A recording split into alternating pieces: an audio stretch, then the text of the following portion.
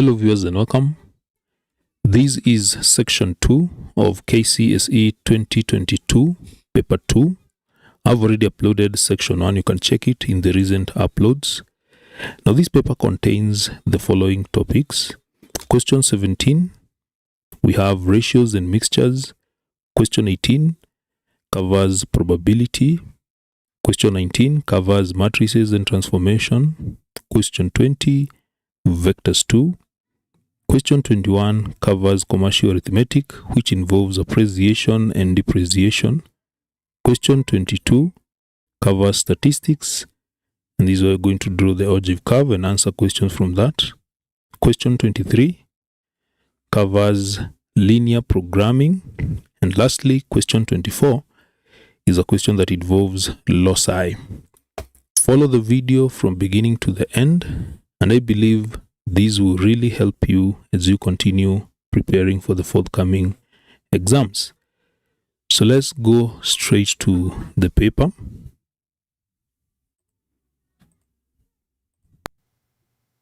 Question number 17. A wholesaler stocks two types of rice, refu and tamu. The wholesale prices of 1 kg of refu and 1 kg of tamu are 80 and 140 Kenyan shillings respectively. The wholesaler also stocks blend A rice, which is a mixture of refu and tamu rice mixed in the ratio 3:2. A part 1. A retailer bought 10 kg of blend A rice. This blend, the retailer added some tamu rice to prepare a new mixture, blend X. The ratio of refu rice to tamu rice in blend X was 1:2.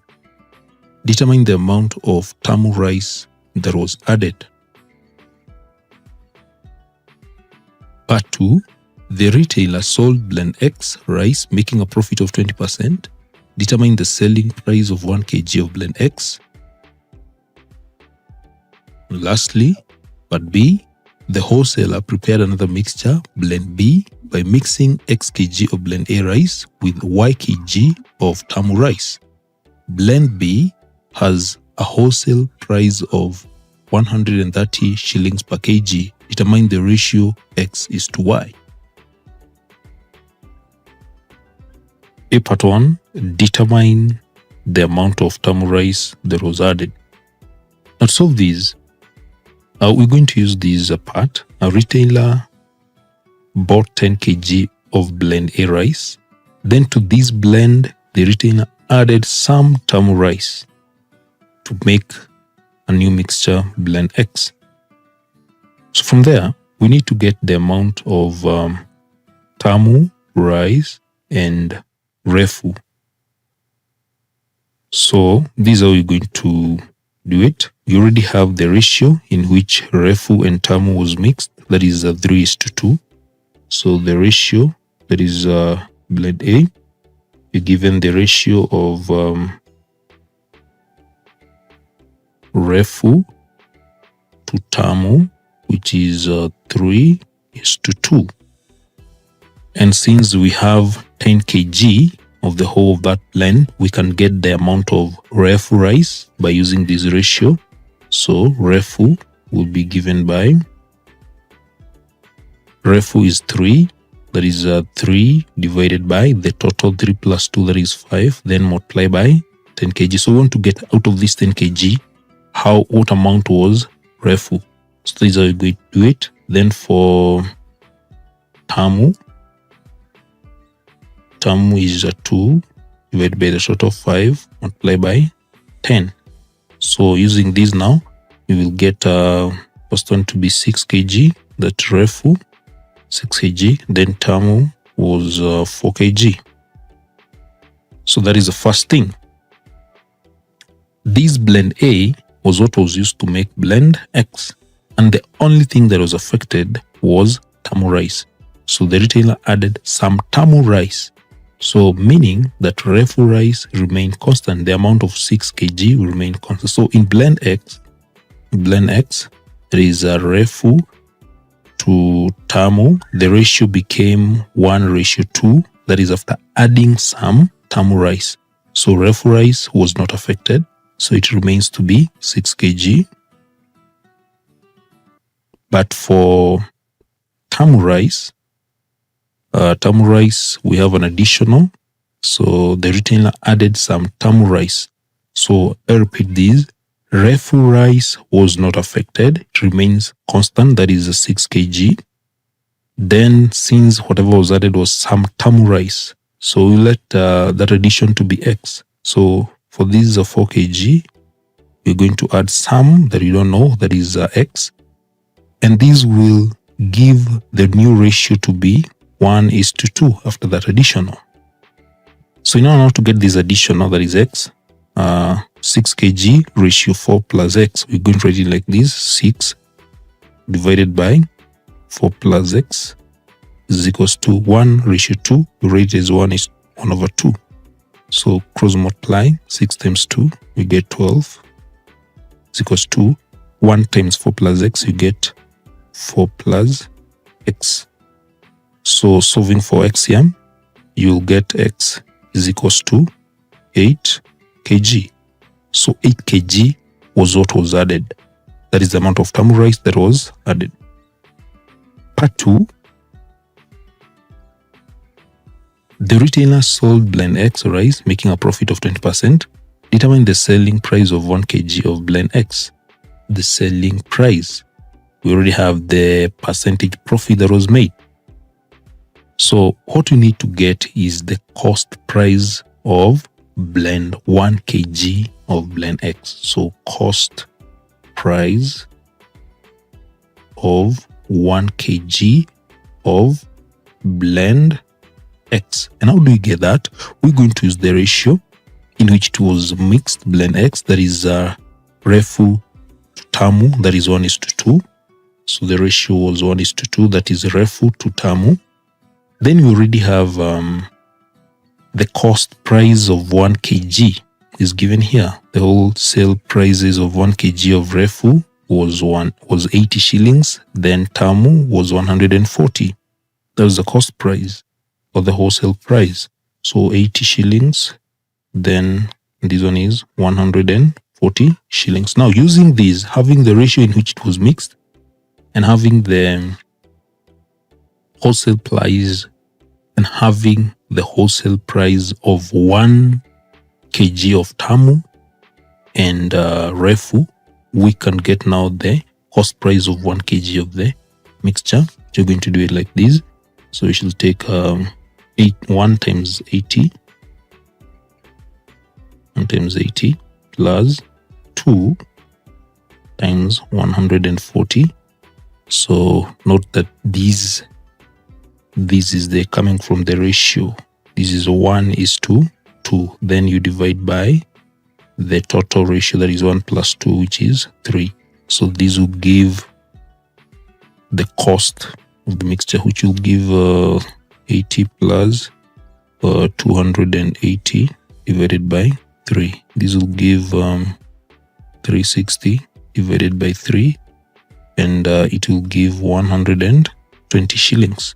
That was the cost price. Now remember, the cost price represents 100%. Cost price represents 100%. So 100% is 120 shillings. So what about after making a profit of 20%? A profit of 20% is obtained like this. Just take the cost price, which is 100, plus profit. That one will represent 120%. So we need to ask ourselves, is if the cost price is 100%, what about 120%? How much cost will that be? So you just cross multiply here, and this is what you get. You get 120 times 120 divided by 100. And this will give 144 shillings as the selling price of 1 kg of blend X. So part B, the wholesaler prepared another mixture, that is blend B, by mixing X kg of blend A with Y kg of tamu rice. Blend B has a wholesale price of 130 shillings per kg. determine the ratio x is to y. To solve this question, we're going to use the ratio because this blend B is being mixed by taking x kg of blend A rice with y kg of tamu rice.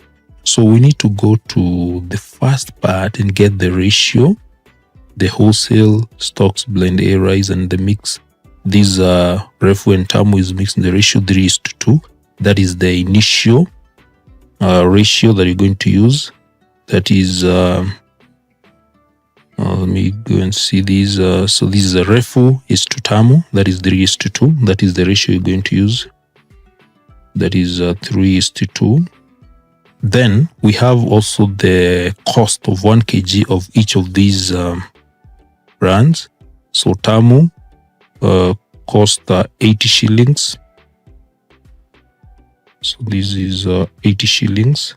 Then tamu 140. This is what is going to help us.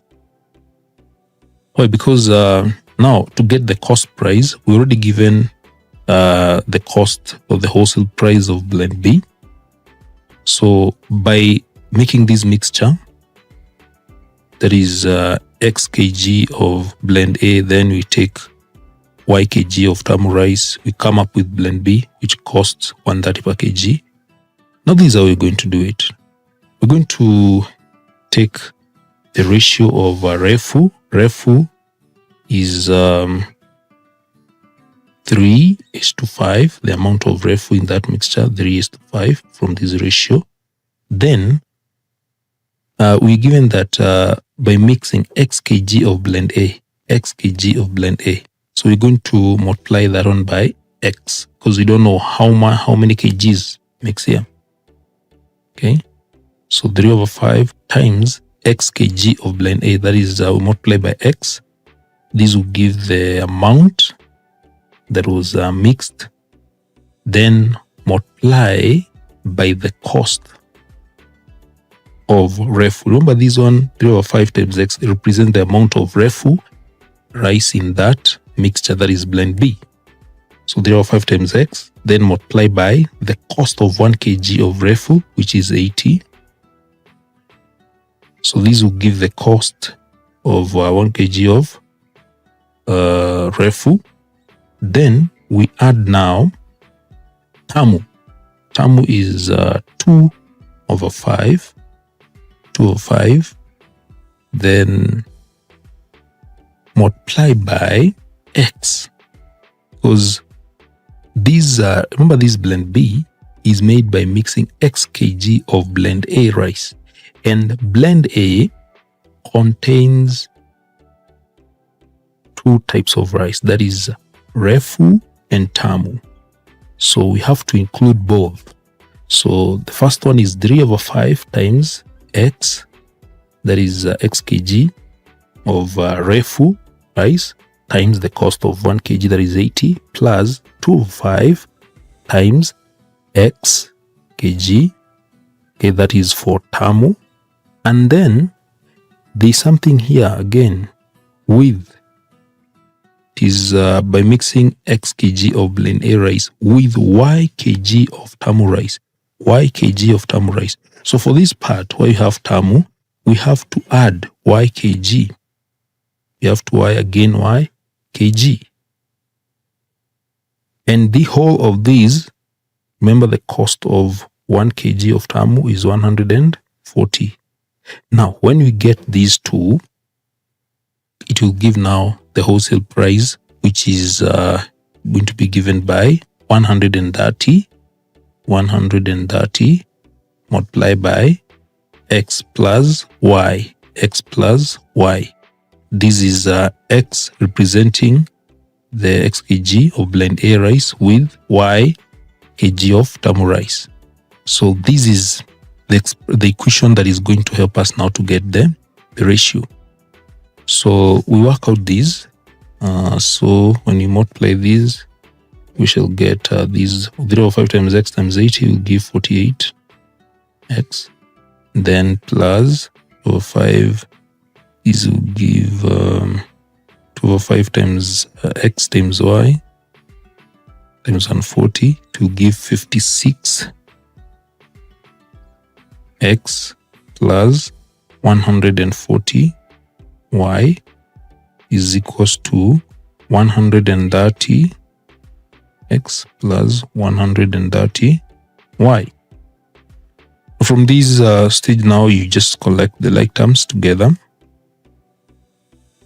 Let the like terms together.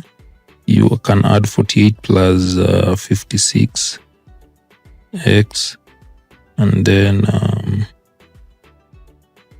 again you bring all these x together here. So this will give 104. When you bring the x's together to the left hand side, anything that has x to the left hand side, you will get 104x. So 48x plus 56 x, that is 104x. So 104x. Then you bring 130x this side. Then the right hand side you take 130y minus 140y. So this will give, so 104 minus 130 will give negative 26x is equals to 130y minus 140y give negative 10y. So is negative, just cancel, you get 26x is equals to 10y. So divide this side by y, divide this side by y, you get 26x over y is equals to 10. Divide both sides by. So from there we have 26x divided by y is equals to 10. So again, divide both sides by 26 by 26, and this will give x over y is 10 over 26. We bring it here, so it will give x divided by y is equals to 10 over 26. And when you simplify these, you'll get 513. So therefore x ratio y, that is x over y, give x ratio y is equals to 5 is to 13. That is the ratio that is required.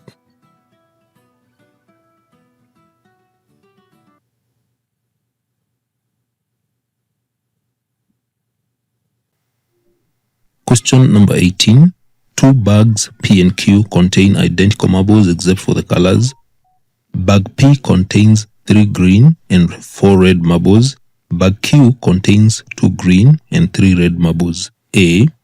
Find the probability of picking a red marble from bag P. So let's begin with that. We have 2 bags here, and bag P contains 3 green marbles and 4 red marbles. Now we're supposed to find the probability of picking a red marble from bag P. Now to find the probability of picking a red marble from this bag, just look at the number of red marbles, there are 4. Then you divide by the total number of the marbles in that bag. That is green plus the red, which is 3 plus 4. So the probability of picking a red marble will therefore be 4 over 7. Part B. 2 marbles were picked at random from bag P, one at a time, without replacement. 1. Draw a probability tree diagram to show all the possible outcomes. 2 marbles were picked from the bag P without replacement. Those are the keyword here is without replacement. Then there are 2 marbles. They're picked from bag P. We already know that bag P contains 3 green and 4 red marbles. So to draw the tree diagram showing the possible outcomes, remember 2 marbles are picked. So the first pick will be represented by that branch. Green, red. What is the probability of picking a green marble? greens, how many greens are there? There are 3. And the total marbles, 7. Red, there are 4 red marbles. So the probability of picking a red marble will be 4 over the total marbles, 4 over 7. That is the first pick. Now let's go to the second pick. For the second pick, you have to draw another branch like this. This will represent the second pick. So you have green, red, green, red. There's a keyword here, without replacement. So what do we mean by without replacement?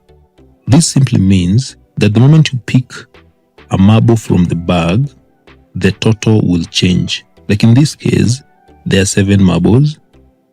If you pick 1 marble without replacement, you remain with 6. If there are 3 green marbles, you pick 1 green marble, you remain with 2 green marbles. That is the meaning of replacement. Once you pick the marble, it is gone. The total changes.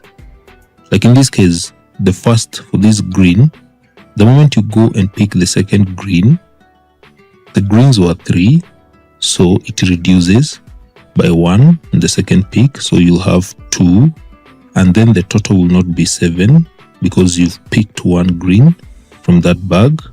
The total will be 6. Automatically, the other branch here for the red, you'll get 4 divided by 6. Why? Because the sum of the probability in each branch should be equal to 1. Like in this case, 3 over 7 plus 4 over 7 should get 7 over 7, which is 1. So the moment you get 2 over 6, automatically you know what is remaining to make that 1, 4 over 6. That when you add, you get 6 over 6. All the same, in this branch, I have green. When you pick a red, the reds are 4. So the probability that branch will be 4 divided by the total, because you are picking from a bag that contains 7. So the moment you pick 1, you not have 7, you have 6. For the other branch here, where you have red, you're picking green. So the greens will remain to be 3, because in that branch, this is where you have red. So the greens are not affected. So you have 3 divided by 6. Since this is the second pick, so from 7 you pick 1, you remain with 6. Then the other one is going to be 3 divided by 6 as well. Why? Because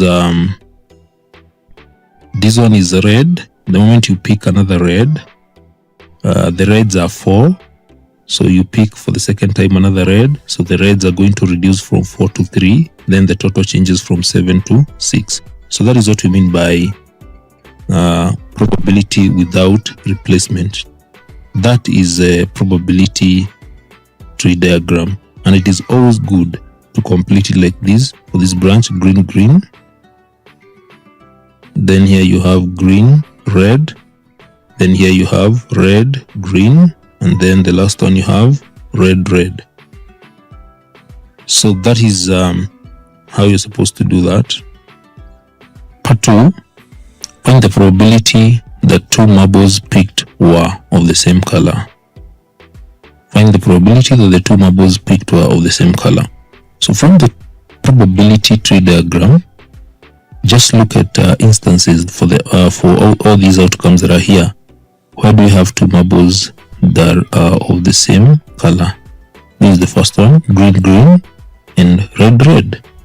So this one will be the probability of picking green, green, or the probability of picking red, red. Don't forget that the language of probability, or when you talk of or in probability, we add, then and, okay, like this one, the probability of green and green, green and green, we do multiply. but here probability of green, or we're going to add. So this is how we do it. Probability of picking green and green, you just come and take 3/7, multiply by 2/6. That is what we mean by and. We multiply. Then or we add probability of picking red and red, red and red. So red, look at this branch, 4/7, multiply by 3/6. So this will give us 6/42 plus this will be 12 divided by 42. And this will give 18 divided by 42. You can simplify this one further and you'll get this one is 3 divided by 7. Part 3. Find the probability that at least one red marble was picked. Find the probability that at least one red marble was picked. What do you mean by at least one red marble? At least one, remember they are just 2 marbles. So at least one means one or more. That is the meaning of at least. At least one. So for these outcomes, you're going to look at these outcomes and check, where do we have one red marble or more? And you notice that we have this one, we have this one green red, this one red there. At least one means one marble or the 2 marbles are red. One marble or the 2 marbles are red. So here we have green and red, we have one. Red, green, we have one red. And then here we have the 2 red marbles. So these, the ones that I've ticked, are the ones that are supposed to calculate. So you can do it using the 2 methods, but I go for the shortest. The first way, you can get the probability of green, red, or the probability of red and green, or the probability of red and red. Then you apply all these and add. So like here you get green, green, not green, green, green, red. You get 3/7 times 4/6, or you add red, green, red and green. You have 4/7 times 3/6 plus red, red. We have 4/7 times 3/6. That is one way. But this is the longest one. This is the shortest way. The shortest way is whereby you should know that the sum should add up to 1. When you look at all these outcomes where we have at least one red marble, you only find it is only one instance where we are not having red. And this is why we have green and green. So since you know the total outcome, the sum of the probability in this probability tree diagram for all these outcomes when you add is 1. If you subtract the probability of picking green and green, you remain with all the other 3. The sum of the probability is equals to 1. So you just take 1, then subtract the probability of picking green and green. You remain with all the other 3 outcomes: green, red, red, green, red and red. So this is the easiest one. Just take 1, subtract probability of picking green and green. Green and green is 3/7 times 2/6. And this one, when you work it, work out this, give 1, subtract. This will give 2, 1 by 2, 3. You want this one 1/7 and this will give 6 divided by 7. 1 subtract 1 over 7 will be 6 over 7. The same case to this. When you work out these, you should get the same solution.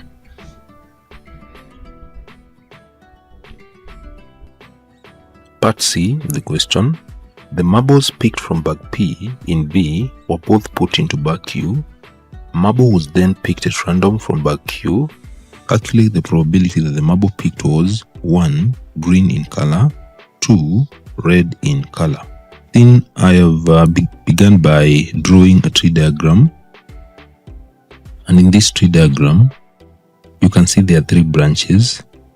The first 2 branches represents the marbles from bag P. Remember that these are the ones that we drew earlier on in part B1, the 2 marbles. So those are the 2 marbles that are being put into bag. So the whole of these, let me start by, so these are from bag P. Then the last one represents now the bag Q, and the bag Q will have now the total of the number of marbles, 2 marbles from P, and then the ones that are in Q. So let me begin by looking at these bags, bag P and Q. Bag P contains 3 green marbles and 4 red marbles. Then for Q, it contains 2 green marbles and 3 red. So I'm doing this in order to get the total. So what will be the total number of marbles in bag Q? It will be 2 marbles from P plus the marbles in Q. The marbles in Q in total, 2 greens and 3 reds, there are 5 marbles. Then the 2 marbles that will be brought from bag P, 2 marbles only. So in bag Q, we shall have a total of 7 marbles. Now remember, in this question, there's no condition like in the first, in the previous part, where we are supposed to work it without a replacement. This one, the total will not change because the statement is very clear. A marble was then picked at random from bag Q. There's no condition like without a replacement. So the total will not change in this case.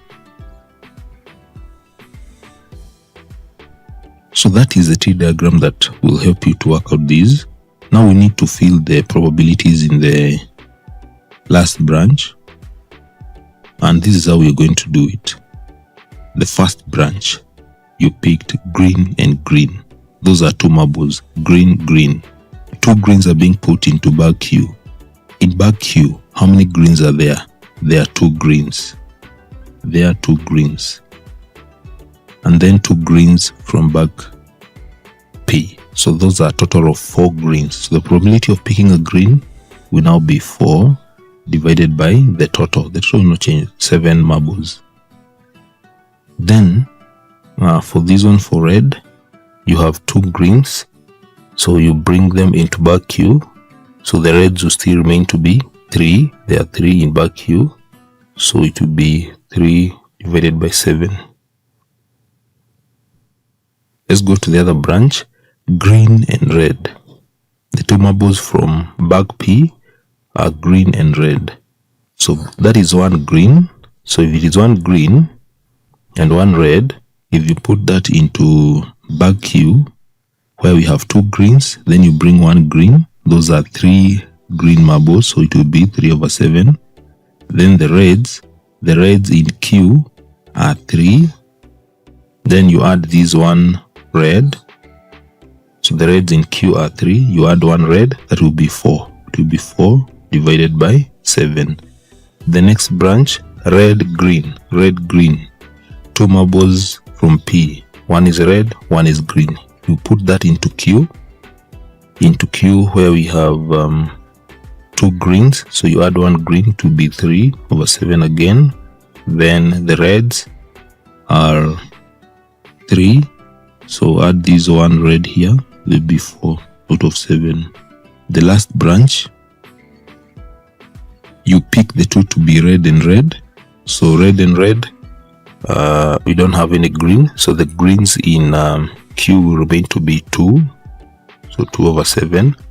But now when you pick red and red from P and put it into Q, here we have 3 reds, so those are 3 reds in Q plus the 2 reds in P, that will be 5/7. So that is how you're supposed to fill it. Then from there you can complete these.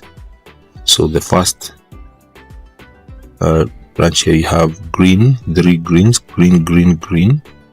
Then this one will be green, green, red, and then we have green, red, green, green, red, and green, and the other one green, red, red. This one will be red, green, green. Then this one will be red, green, red, green, and red.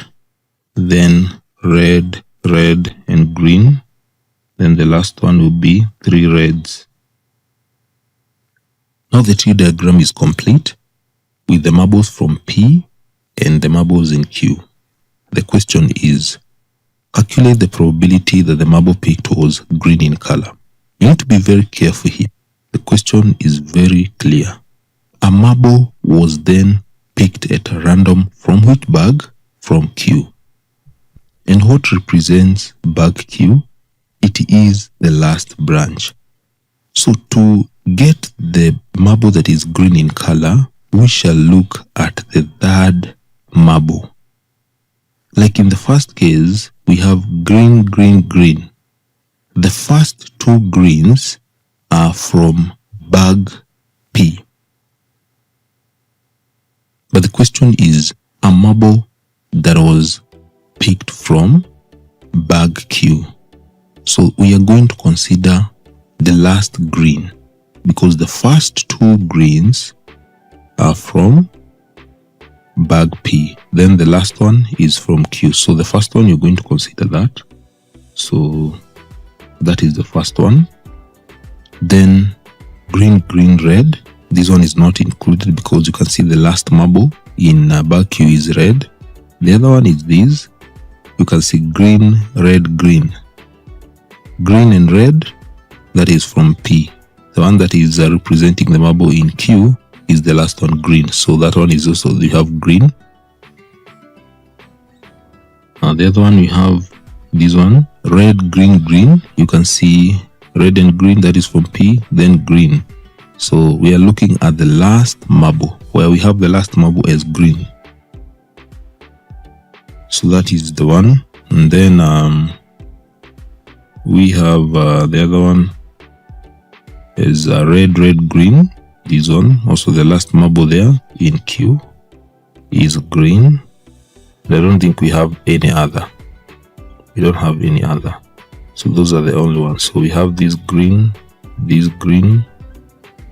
and then this green. So we are not just checking the outcomes where you have the green. No, there is a condition. It is where we are picking it from bag Q. And what is representing bag Q? It is the last marble. So we are checking these outcomes where the last marble is green. So those are the ones that I've picked. So now you need to calculate. So this will be the probability of green, green, green, or the probability of green, red, green, or the probability of red, green, green, or the probability of red, red, green. So let us work out these and be very careful. The first one is 3/7. 3/7 times 2/6 times 4/7. Then plus the other one is 3/7. That is green, red, green. And 4/6 times 3/7. Then plus red, green, green, we have 4/7 times 3/6 times 3/7. Then the last one is red, red, green, so we have 4/7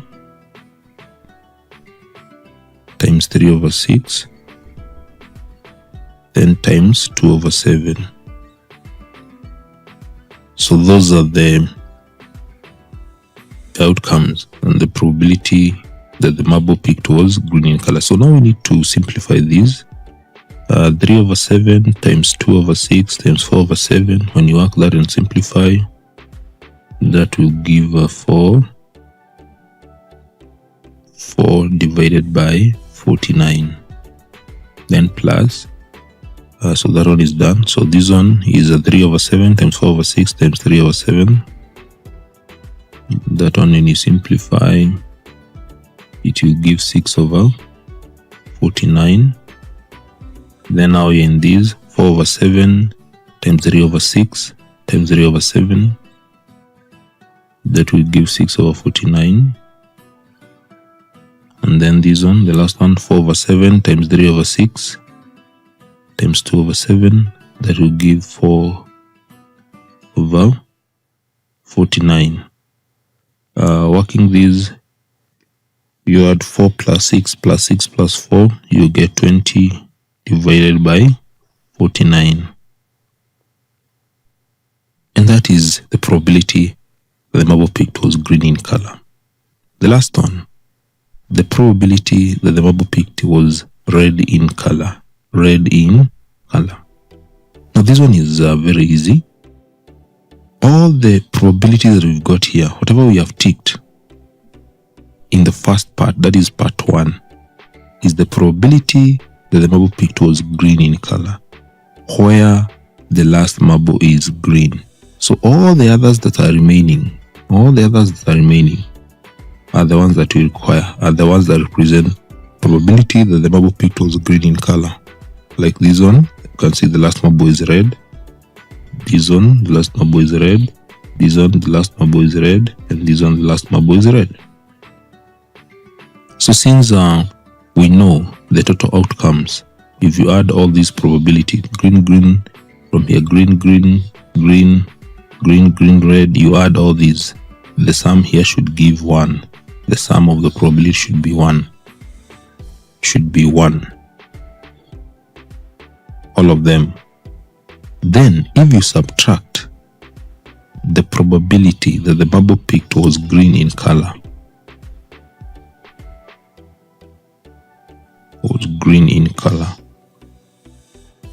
you shall remain with the probability that the marble picked was red in color. So this will give you 1, subtract the probability that the marble is green in color, all the ones that I've ticked here. If you subtract all those, and that is what you've got, is 20/49. What is left is the probability that the marble picked was red in color. So that is how easy it is. Since we know that the sum of the probability of these outcomes is 1. So 1 subtract 20/49, this will give 29/49. And that is how you're supposed to work out that question. Question number 19. Transformation matrix T1 1.5002 maps triangle ABC onto triangle A prime B prime C prime. Another transformation matrix T2 is equals to 3 -2 2 -1 maps triangle A prime B prime C prime into triangle A double prime B double prime C double prime. The coordinates of point C double prime is 10, 8. The area of triangle A double prime B double prime C double prime is 15 square units. A part 1, determine the coordinates of C. Then there is the second question, part 2, determine the area of triangle ABC. And then the last question, that is part B. Coordinates of point B and B double prime are x, y, and 6, x plus 1, 8 respectively. Determine the value of y.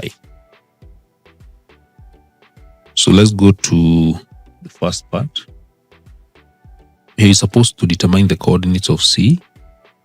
Now we are given that this matrix T prime, and then these are T, this matrix T1 and matrix T2. The two matrices transforming this triangle ABC to A double prime, B double prime, C double prime. So when you look at this question, you notice that this is successive transformation, whereby we have one transformation being followed by another transformation. So from this triangle, that is ABC, it is being transformed by to A prime, B prime, C prime. Then the other one is transformed to A double prime, B double prime, C double prime. So these are, so from AB to A, this one is T1. Then we have T2. T1 is transforming ABC to A prime, B prime, C prime. Then T2 is transforming A prime, B prime, C prime to A double prime, B double prime, C double prime. So you can see these this successive transformation. So already we have been given the image of C double prime, and you're required to get the object that is C. So we need to get this successive transformation that will transform this point C here, C to C double prime. So since this one is a successive transformation, we are going to do it like this. So this will be T1, T2. And we need to get a single matrix of transformation now that will transform ABC to A double prime, B double prime, C double prime. So to get this is how we carry out successive transformation. So for successive transformation, whereby we have T1, T2, we start with T2, then we multiply with T1. So since this one is a successive transformation, we shall take T2, which is 3, 2, 3, 2, negative 2, negative 1. Then we multiply by T1, which is 1.5, 0, then 0, 2. So this will give a single transformation now, single matrix that of transformation that will map ABC to this image, the last image here. So you know how to multiply these. So when you multiply these two matrices, this is what you're going to get. When you multiply that, you shall get 4.5, 3.0, then negative 4, negative 2. So that is what you get. Now using these, we shall now use this matrix to transform this point C. So we shall let C be given by, we can write the column vector, this is A, B. We can let it to be like that. So when we transform this point C using this matrix, that is what you're going to do. So we shall take this, we pre-multiply the matrix of transformation, which is 4.5, 3.0, then negative 4, negative 2, like that. Then we pre-multiply that with the C, which is AB. This one should give C double prime, because we have obtained a single matrix of transformation that will map ABC to A double prime, B double prime, C double prime. So when we take this matrix of transformation, we pre-multiply with the object. This is C, object C. We shall get C double prime. and we already given these. C, it is already given here. C double prime is 10, 8. So 10, 8. So using these, now we shall be able to obtain the values of A and B. So we multiply these. So row 1, column 1, this one will give 4.5A. So we shall get 4.5A minus 4B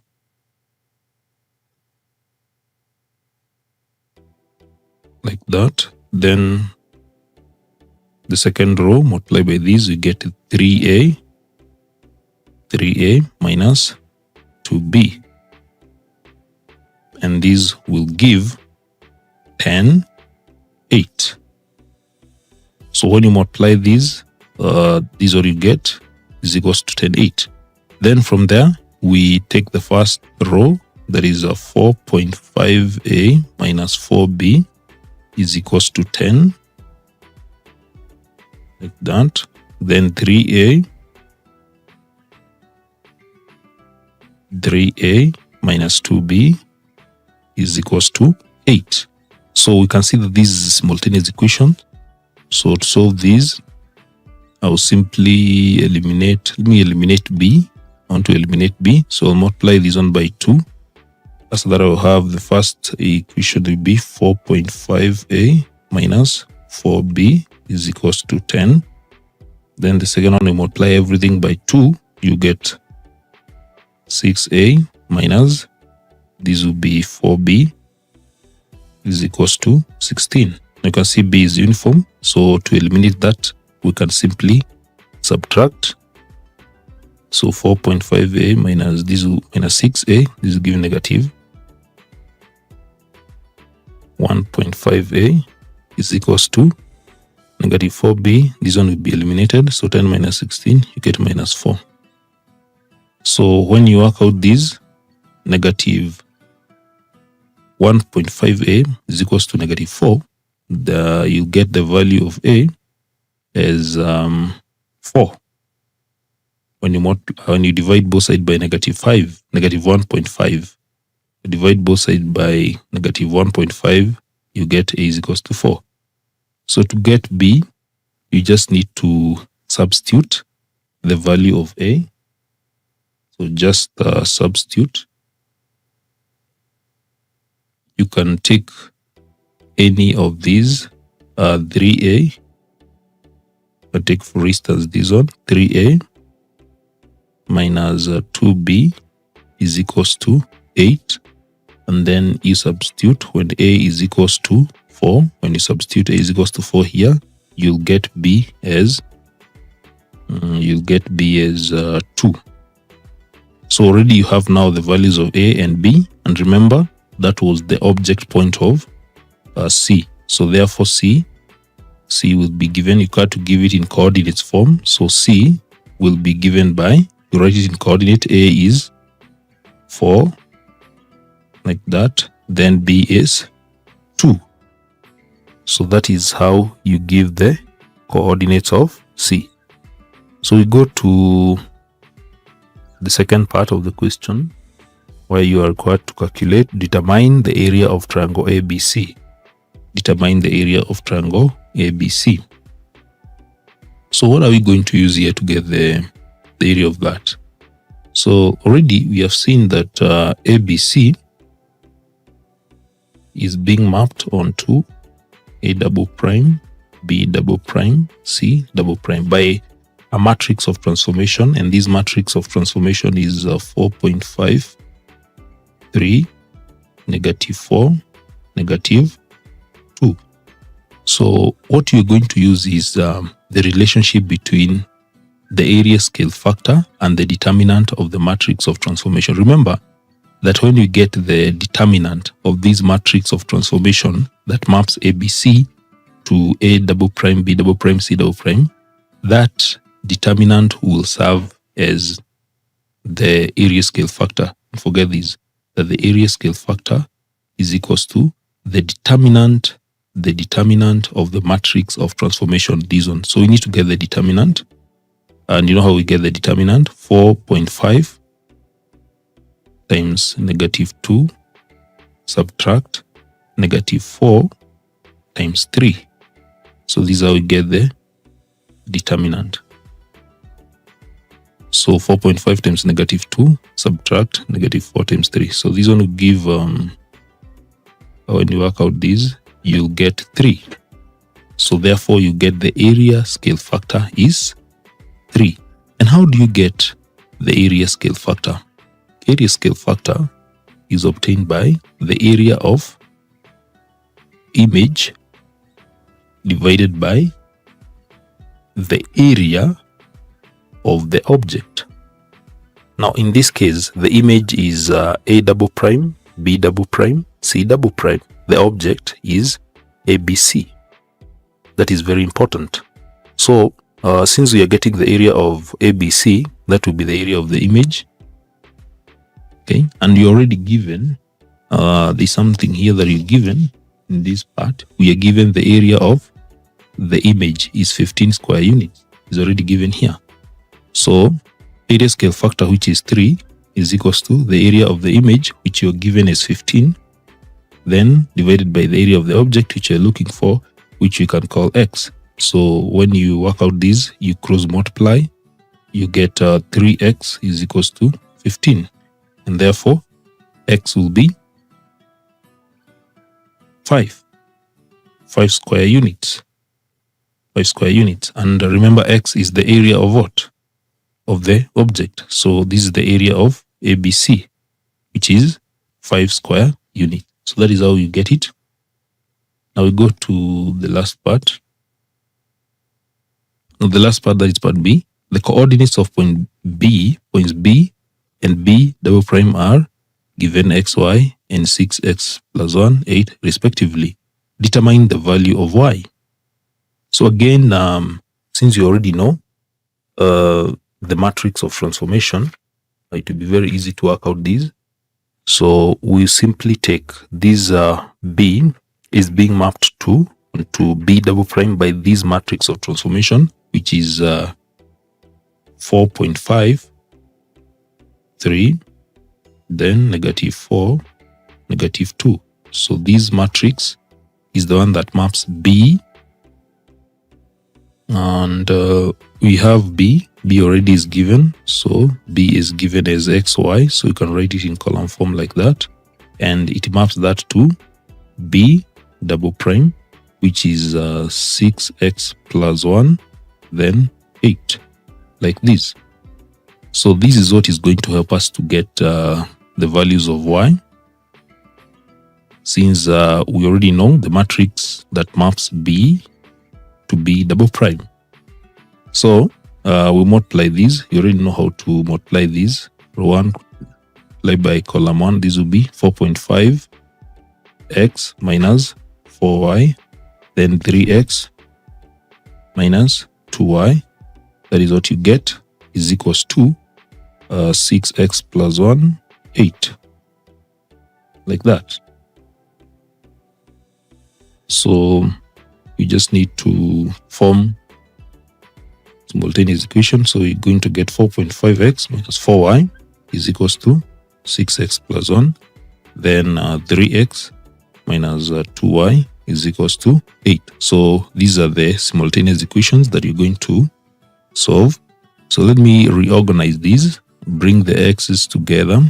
So I'll bring this one to this side so that I'll get 6x. When I take it to the left hand side, I'll get 4.5 minus 6 to give negative 1.5 x. Then minus 4y. Minus 4y is equals to 1. So when I bring these 6x to the left hand side, and then the second one will remain to be 3x minus 2y is equals to 8. So from here, me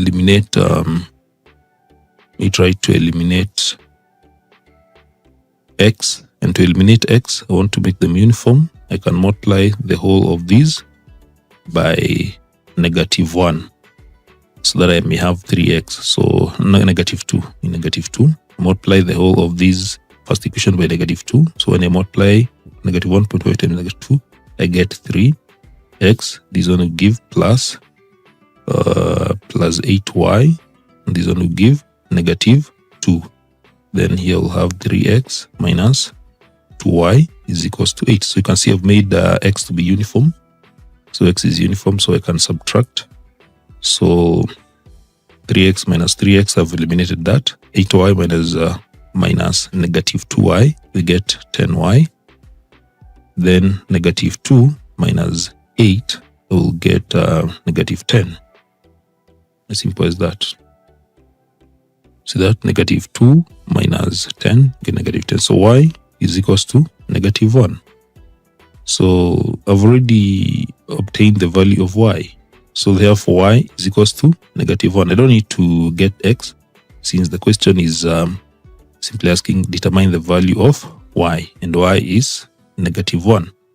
So that is how you're supposed to solve that question.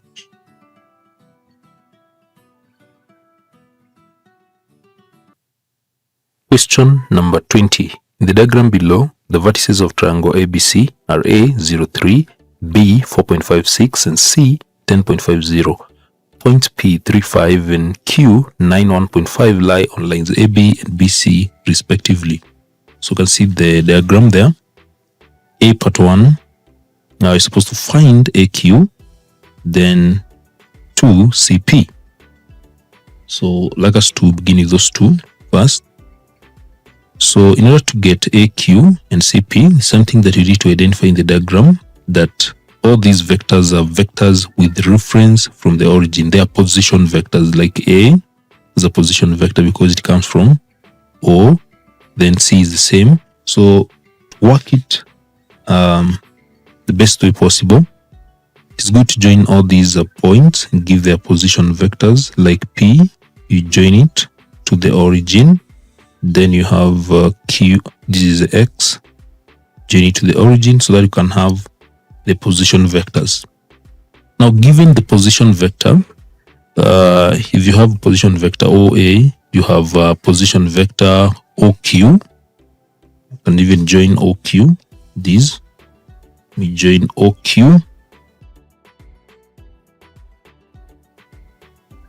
Like that. So OQ is there. So given OQ and OA, if you require to find AQ, this is what you do. We get OQ minus OA.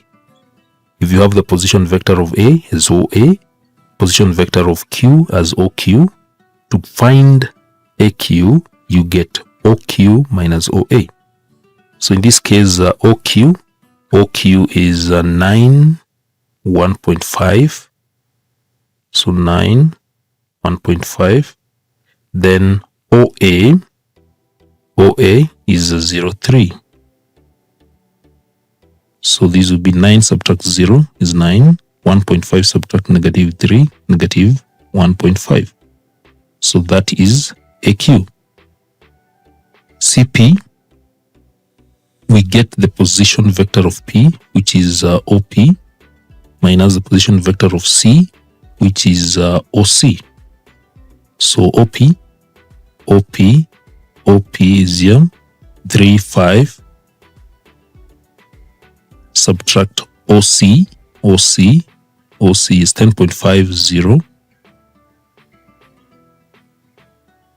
subtract these, 3 minus 10.5, you get negative 7.5. Then 5 minus 0 is 5. So that is how you do it.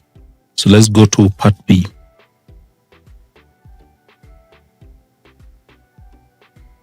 Part B. Lines AQ and CP intersect at X such that CX is equals to KCP and AX is equals to MAQ, where K and M are scalars. 1. By expressing OX in two different ways, determine the values of K and M.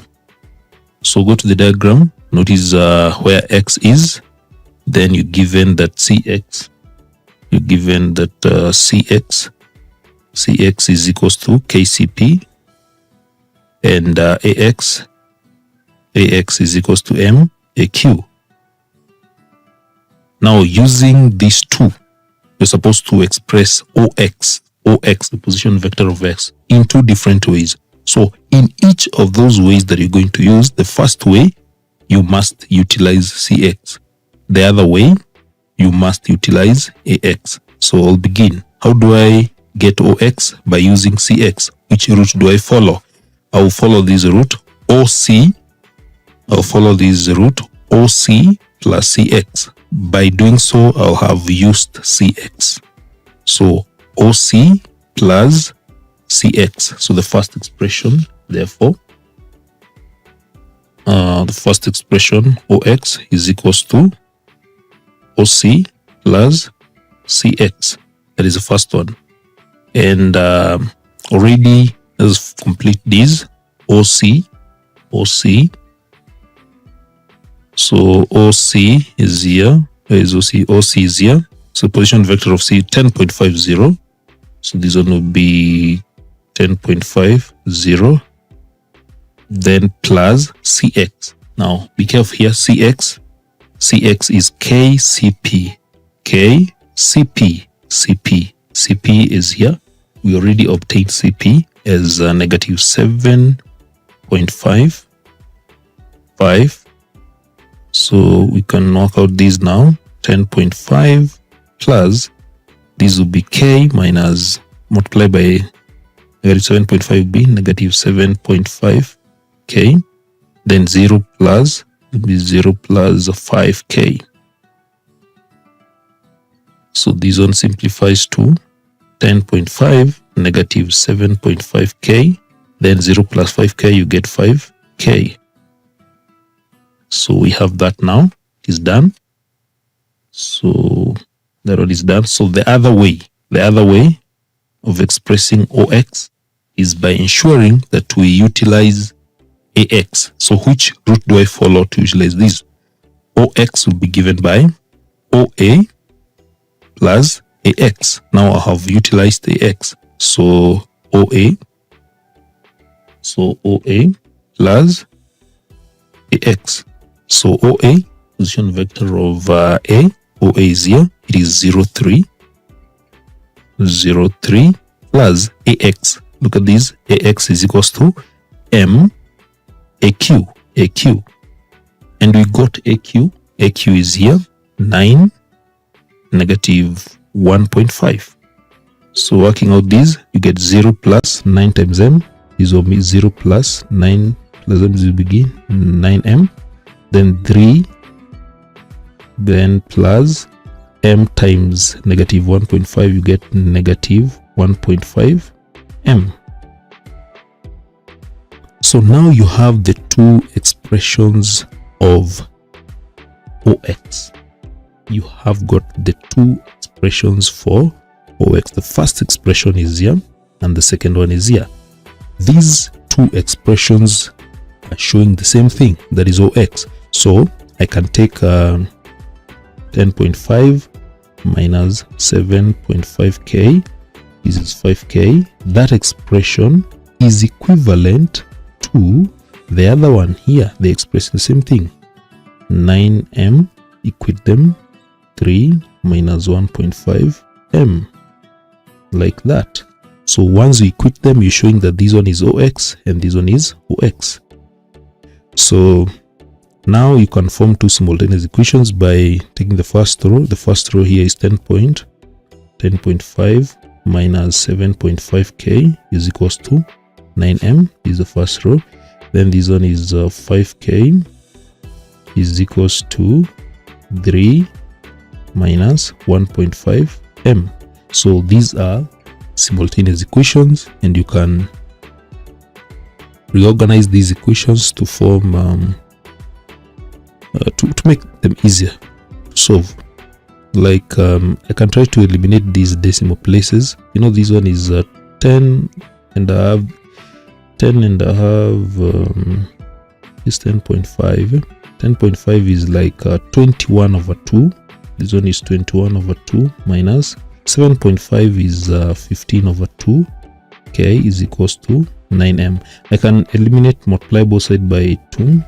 This will give 21 is minus 15K is equals to, multiplying this one will be 18. This something, yeah, is 18m.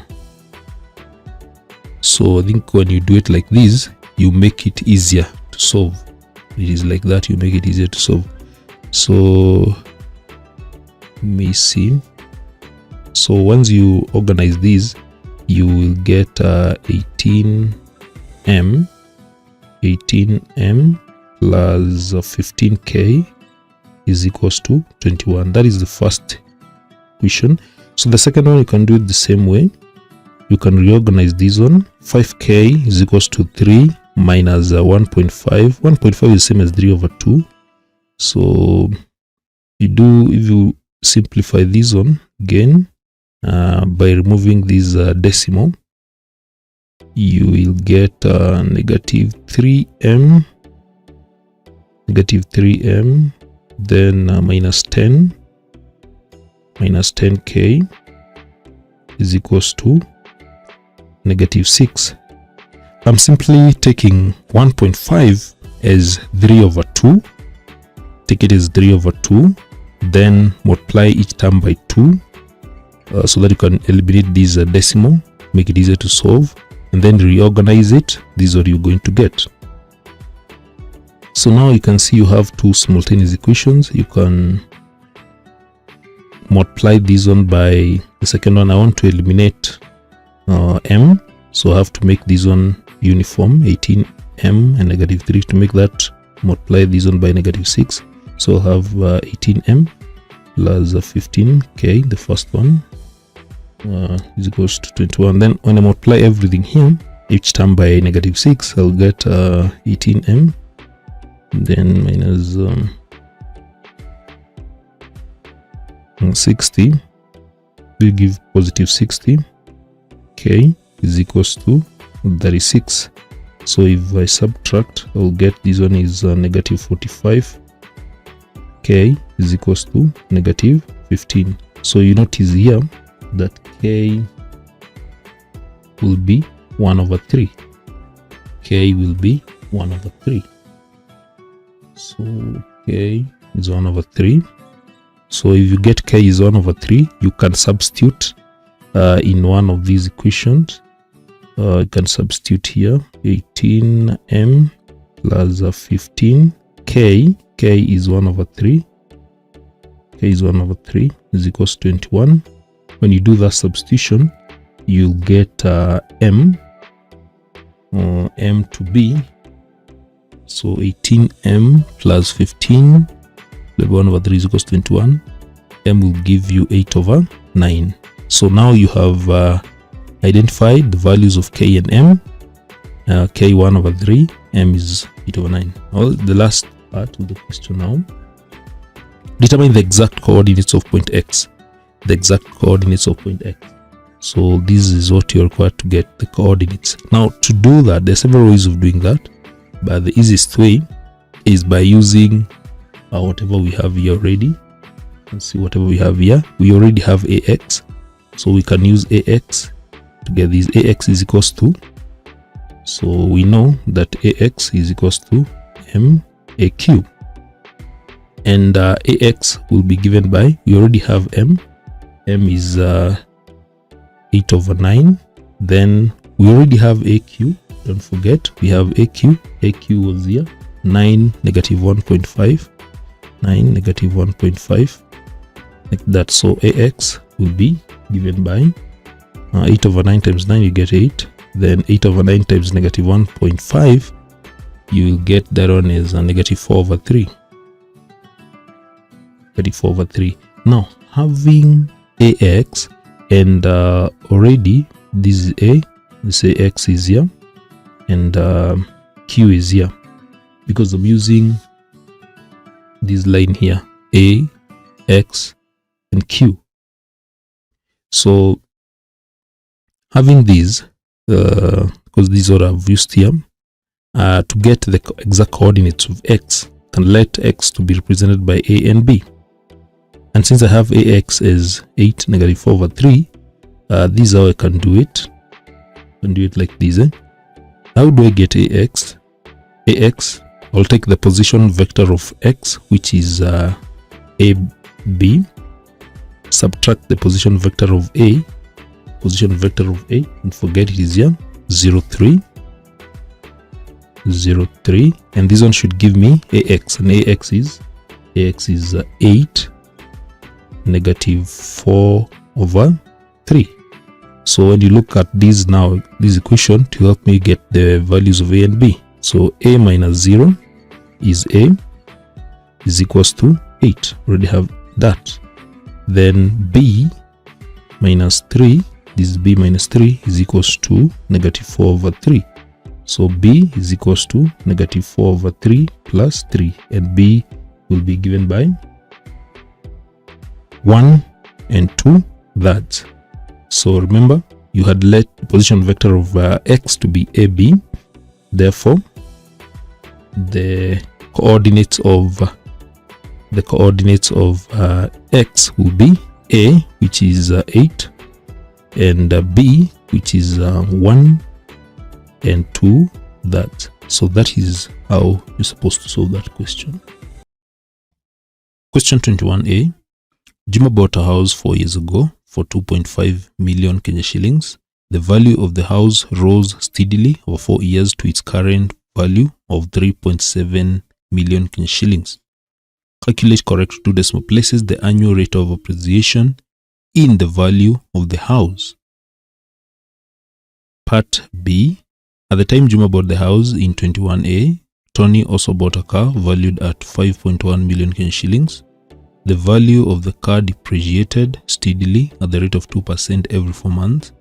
Determine correctly to the nearest shilling the current value of the car. Then there is the last part. Part C. The house bought in 21A continued to appreciate in value at the same rate, while the car bought in 21B continued to depreciate in value at the same rate. Determine the number of years from the time of purchase it will take for the value of the house and that of the car to be equal. Give the answer correct to 1 decimal place. So that is the question. Now let's go to the first part. Now the first part, you're supposed to calculate correct 2 decimal places the annual rate of appreciation of the car, of the house. So part A, you're supposed to calculate correct 2 decimal places the annual rate of appreciation in the value of the house. Now to calculate appreciation, we normally use a formula, and I'm going to write it here. The formula that we use is this one. Appreciation is given by the initial amount, which is the principal, 1 plus R, or rate of 100, raised to power n. So that is the formula for calculating appreciation, where P is the initial amount before appreciation, rate is given in percentage, rate of appreciation, then n is the period of appreciation. So A is the amount after appreciation. So in this case, this house was bought 4 years ago, so therefore the period n is equals to 4. N is equals to 4. Then at 2.5 million, so this was P. So P is 2.5 million shillings. So that is P. Then the current value right now, after appreciation, so A, that is the amount, will be 3.7 million. So we need to substitute this, and we'll be able to calculate the rate of appreciation. So the initial amount before appreciation, it was bought at 2.5 million. So 2.5 million. Then 1 plus rate over 100. Then the period is 4, and the final amount was 3.7 million. So that is what you're going to do to get the rate. So you need to calculate the rate. So how do we get rid of everything from the left hand side to remain with R? So you're calculating for these R. So the most important thing was to identify what was A, which is the final amount after appreciation. Then before appreciation, P is here. Then you're calculating the period is 4, so you're calculating R. So you start by dividing both sides by 2.5 million. So this is what you're going to get when you divide both sides. So you divide both sides by 2.5 million, and we will get this one as 1 plus rate of let me read it correctly here. So 1 plus R over 100. So this is what you're going to be left with when we divide this side by 2.5 million, and then 3.7 million divided by 2.5 million, like that. So this will give 1 plus R over 100 raised to power 4 is equals to, when you divide 3.7 million divided by 2.5 million, you will get 1.48.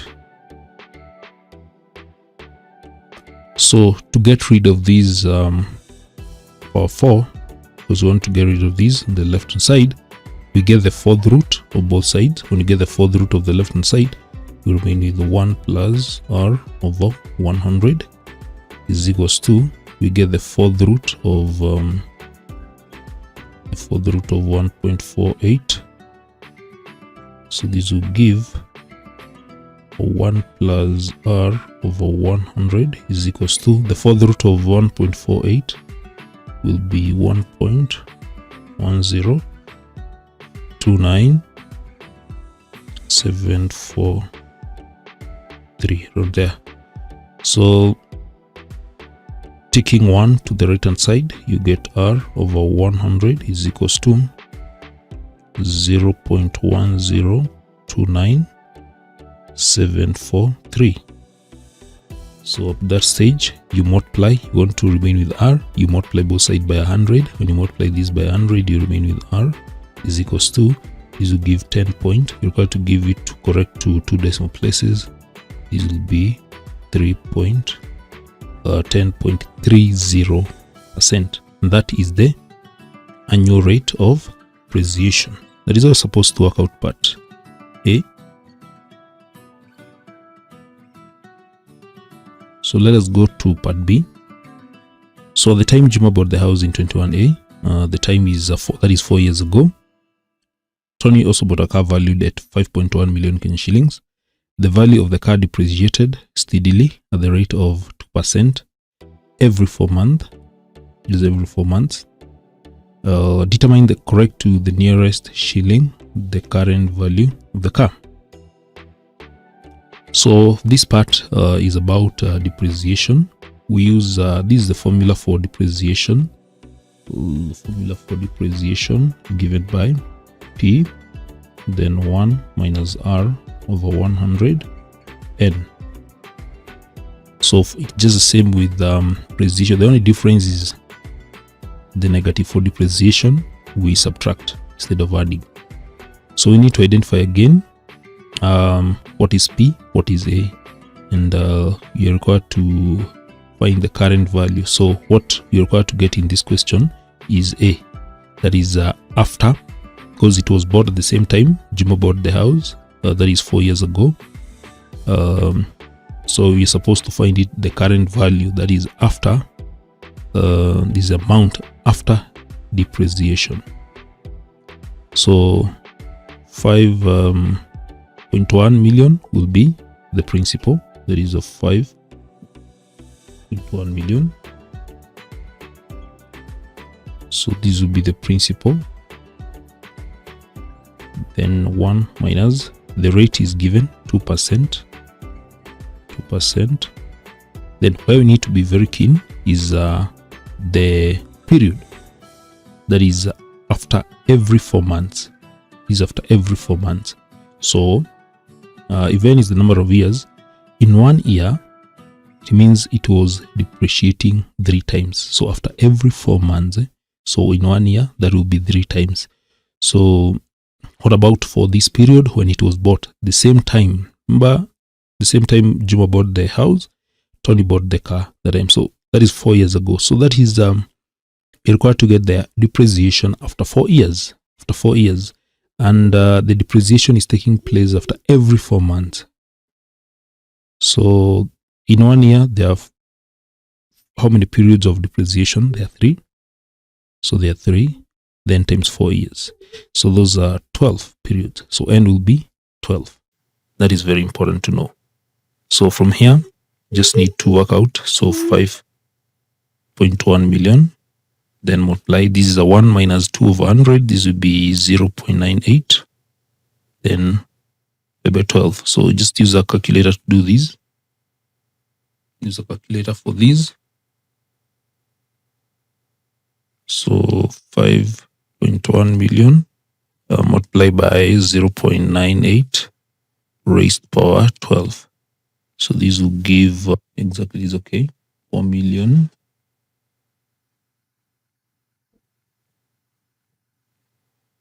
055.29. So this is 4,000,000 So correct to give this one correct to the nearest shilling.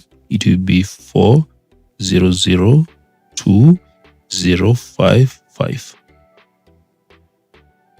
So that is the solution, the nearest shilling.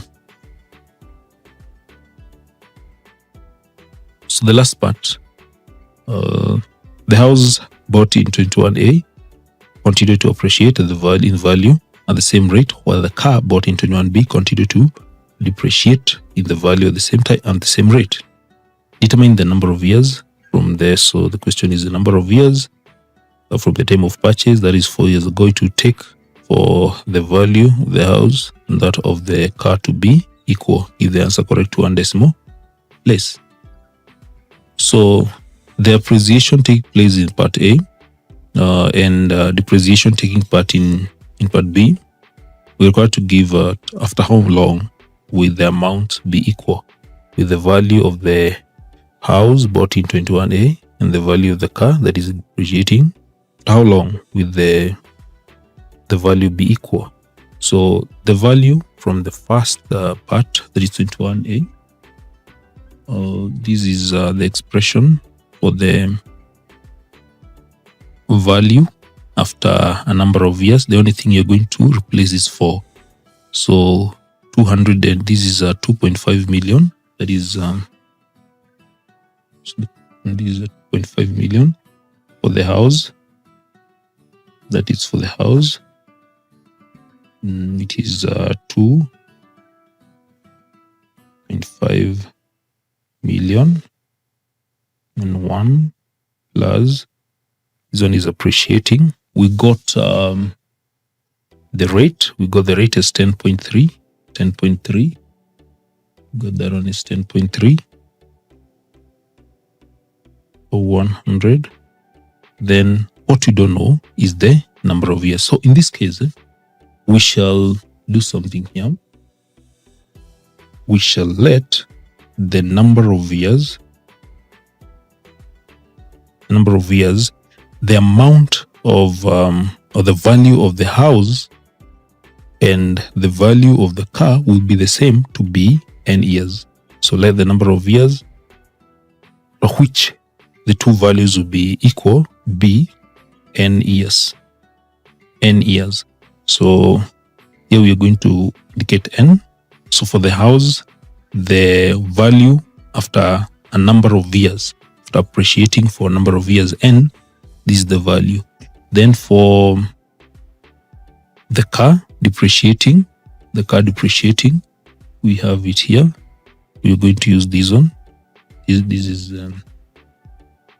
exactly it is here. So you're going to use the simplified one, this one. So 5, this 5.1. So you're going to use this on the lithium. So 5.1 million, 0.98.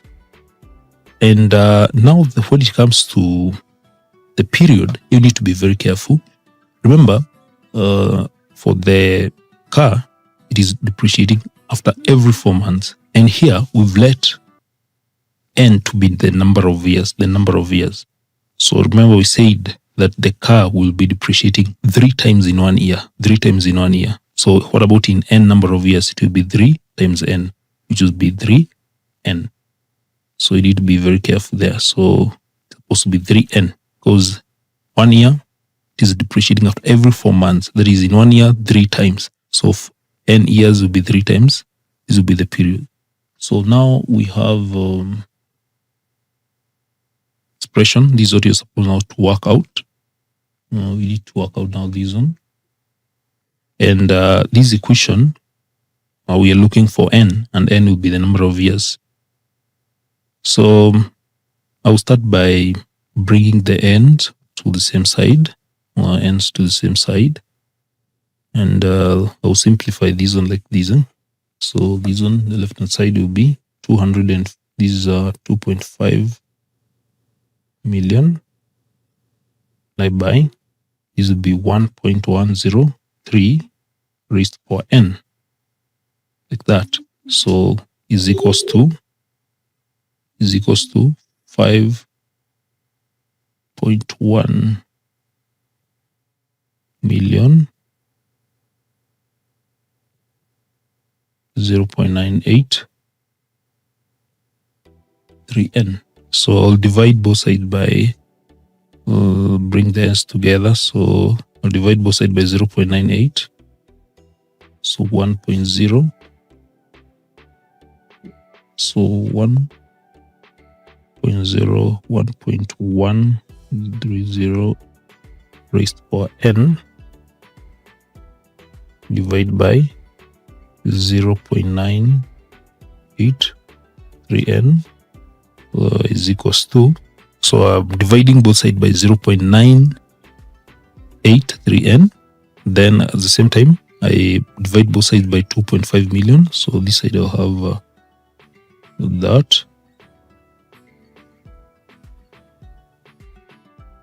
So this one will give, working out this, you can simplify the left hand side. This is the same as 1.103 and then 0.9. We can write this one, be careful here, 0.98 raised to power 3. You can write it like this, 3. Then multiply by n is equals to, when you divide this, 5.1 million divided by 2.5 million, this will give 2.04, like that. So let's see the way I've written this, so that I can write it as 1, like this, 1.103 raised to power, and just put everything like this. Then I raise everything to power n, 0.98 raised to power 3. So look at what I've done. So everything raised to the same power n. So 1.103 divided by 0.98 cubed, everything raised to power n. So this is the same. Be careful, just look at that. And this is 2.04.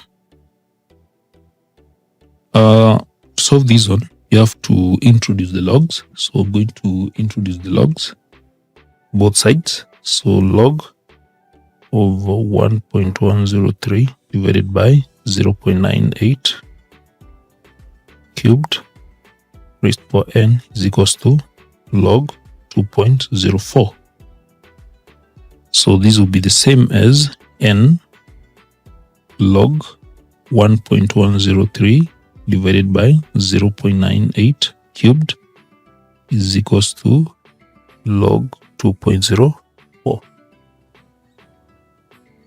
like that. And when you divide these, you'll get this one to be n log 1.103 divided by 0.98 cubed. This will give 1.172 equals to log 2.04. So just divided these in order to get these.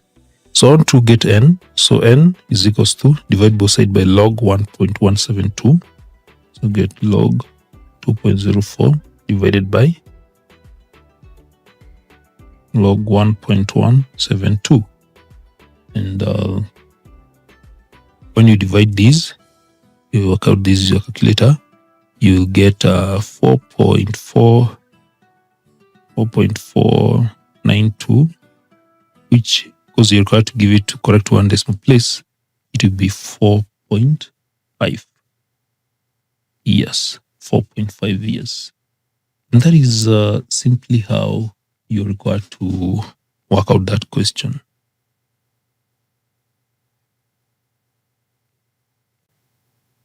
Question number 22. 50 teachers in a sub-county attended a workshop.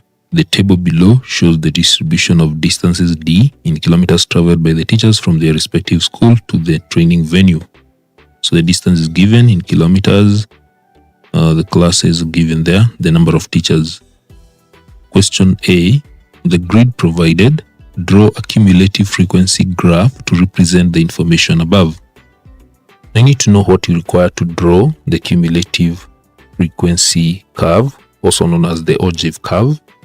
You're required to plot the cumulative frequency against the upper class limit. So we need the cumulative frequency,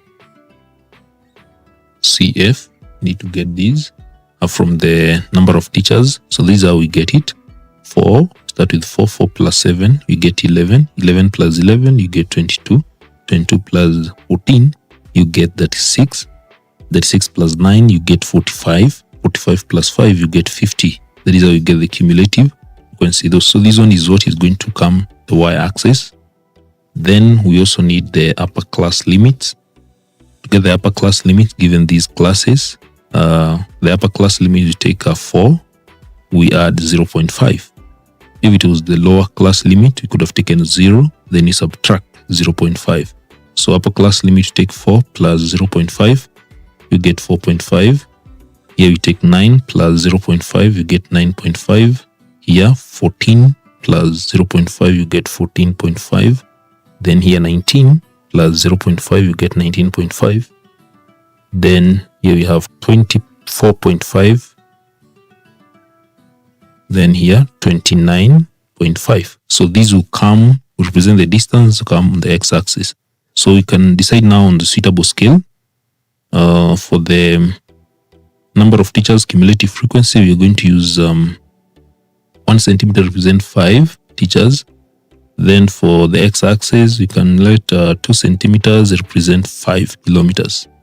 So let's go to the graph. So we shall have 0 here. So this 0, then 2 centimeters. This one you're going to break the scale, since here the scale will not be uniform. We start with 4.5. Then from there we go now adding 5.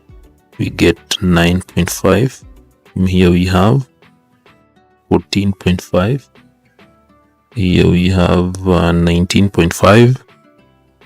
This one 24.5. 29.5. So now these will represent the distance in kilometers. Then for the y-axis, you can let these 1 centimeter represent 5 teachers. So these would be 10, 15, 20, 25, 30, 35, 40, 45, and then lastly 50. So these will represent the number of teachers which have used the cumulative frequency. Now from there we can plot. So the first one is 4.54. So 4.54. So 4.5 is here. 4. You need to understand the size of one small square. In the y-axis, one small square represents 1. So 4.5 is here, then 4 will be there. Then the second one is 9.511. 9.511. So 9.5 is here. 11 will be here.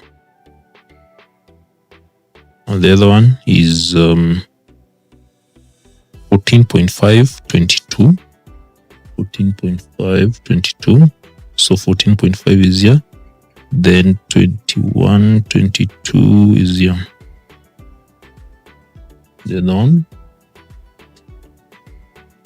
19.5, 36. So 19.5, 35 is here. So 36 is here. And then the other one is 24.5, 45. 24.5, 45. So 24.5 is here. Then 45 is here. And lastly, 29.5, 50. So 29.5 is here. Then 50 is there. So now we have plotted. The points are here. These are the points. So you need to join them using a smooth curve.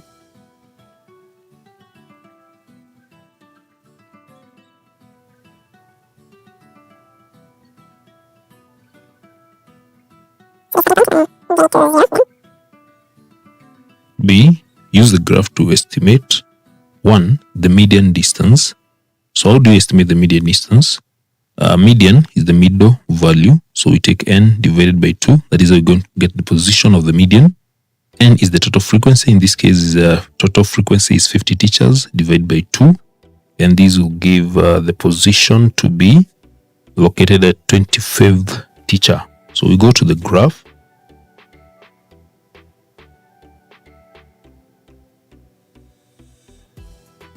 Look at where we have 25th teacher.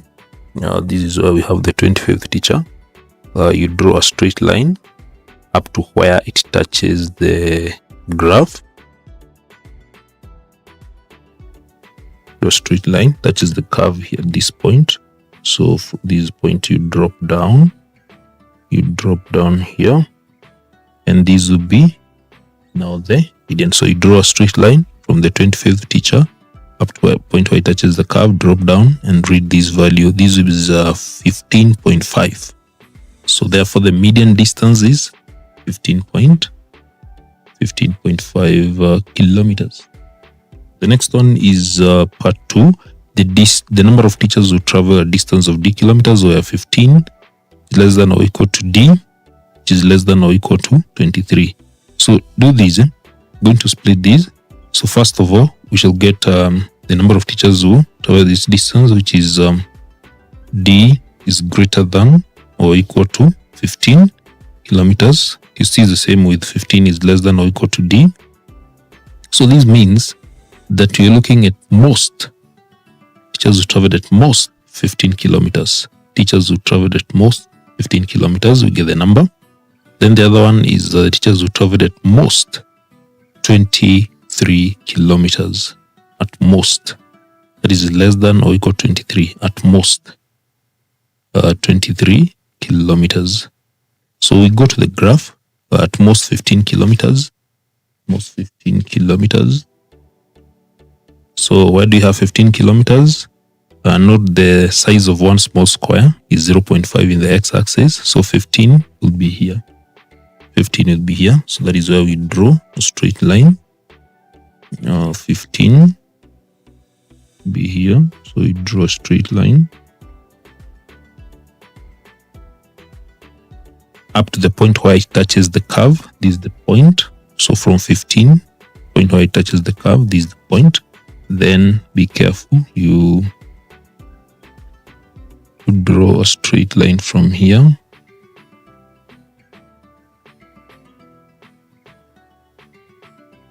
Draw a straight line from here.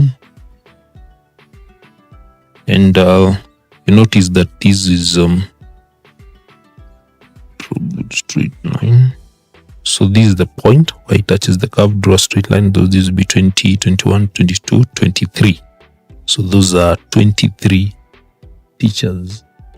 23 teachers. Let me draw a line that can be visible. So the line. So point where it touches the curve, then drop down 15. So this is a 23. So there are 23 teachers. Then at most 23 kilometers. Most 23 kilometers. So again, you go to 23. Where do you have 23?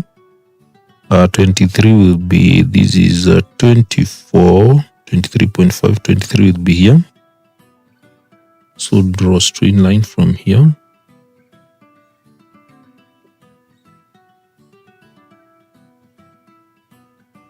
And draw a straight line. 23. And then where it touches the curve, at this point. So draw the straight line there. So this way it touches the curve. 23 is here. So you read this value, this is 41, 42, 43. So these are 43 teachers. So now after getting these, what you need to relate is the number of teachers who traveled between this distance. So what you're going to count is the number of teachers who traveled from this place, 23rd teacher, to 40. So here we have 23, and here we have 43.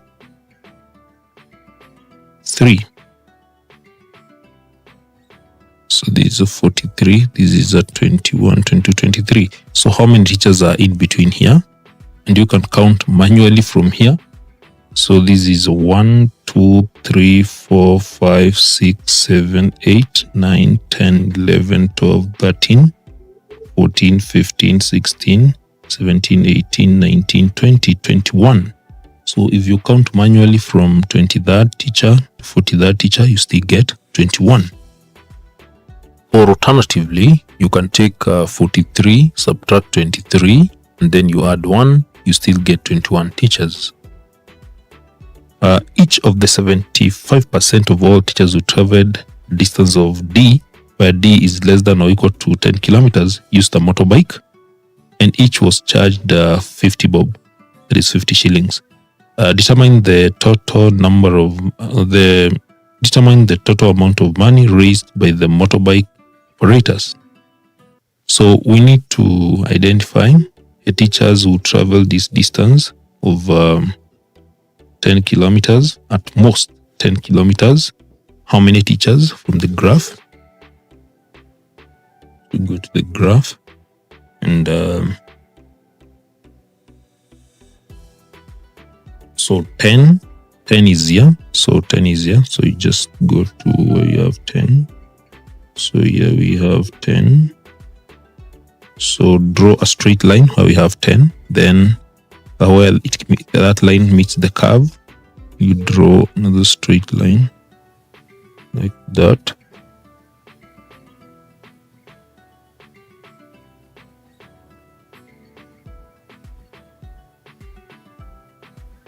So this will give 10, 11, 12.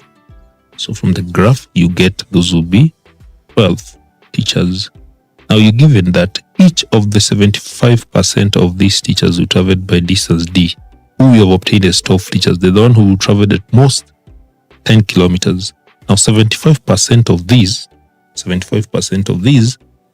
used motorbike. So we get 75% of that, of 12 teachers. So 75 of 100 times 12. This is 75 of 100 times 12. And this will give 9 teachers. 9 teachers. These are the one who used motorbike. This is the motorbike.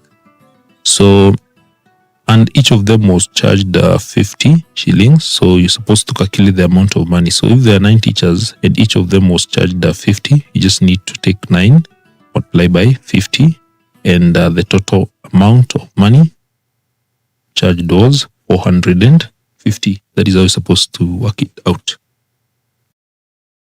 Question 23.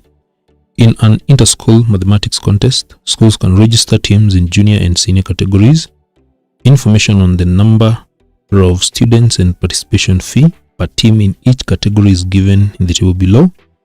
So there is number of students per team, junior category 6, senior category 4, participation fee per team junior category 2,000, senior category 3,000. The organizing committee projected to register X junior teams and Y senior teams. A. For the contest to take place, the following conditions must be satisfied. 1. At least 2 junior teams must be registered. 2. The number of senior teams must be more than half the number of junior teams. 3. The total number of participating students from the 2 categories must not exceed 48. 4. The total amount of money raised from the participation fees must be more than 12,000 Kenyan shillings. The question is, write down inequalities in X and Y that satisfy conditions for marks. So that is the whole question. This is another part B. From these statements here and whatever you've been given information in the table, you are required to form inequalities in X and Y. Remember, X represents the junior teams, X represents the junior teams, and Y the senior teams. So let's go to part 1. At least 2 junior teams must be registered. At least 2 junior teams must be registered, given that they are X junior teams.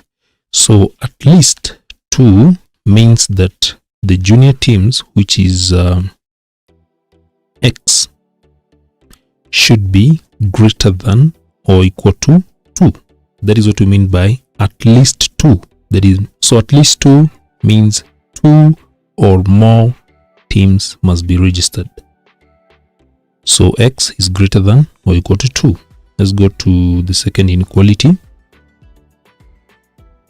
The second inequality, the number of senior teams must be more than half the number of junior teams. The number of senior teams, which is the senior teams, Y, represented by Y, must be more than half. Must be more than half. Must be more means greater than half the number of junior teams. Junior teams are X, so that will be half X.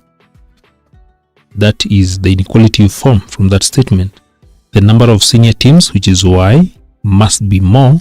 More means greater than half the number of junior teams, that is half number of junior teams, which is X. That one. The total number of participating students from the 2 categories must not exceed 48. Must not exceed 48. So what do you mean by must not exceed? Must not exceed means should be less than or equal to 48. To get the number of students, remember the number of students per team, we have 6 for junior category. Those are the number of students. Then there are how many teams?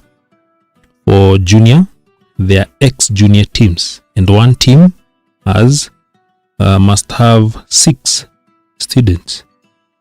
So if there are X teams and one team must have 6 students, then the total number of students for junior category should be 6 times X, which is 6X. What about for the senior? For the senior, there are Y teams. Number of students per team, one team should have 4 students. So what about Y teams? One team should have 4 students. What about Y teams? Should have how many students? It's Y times 4. That is 4Y.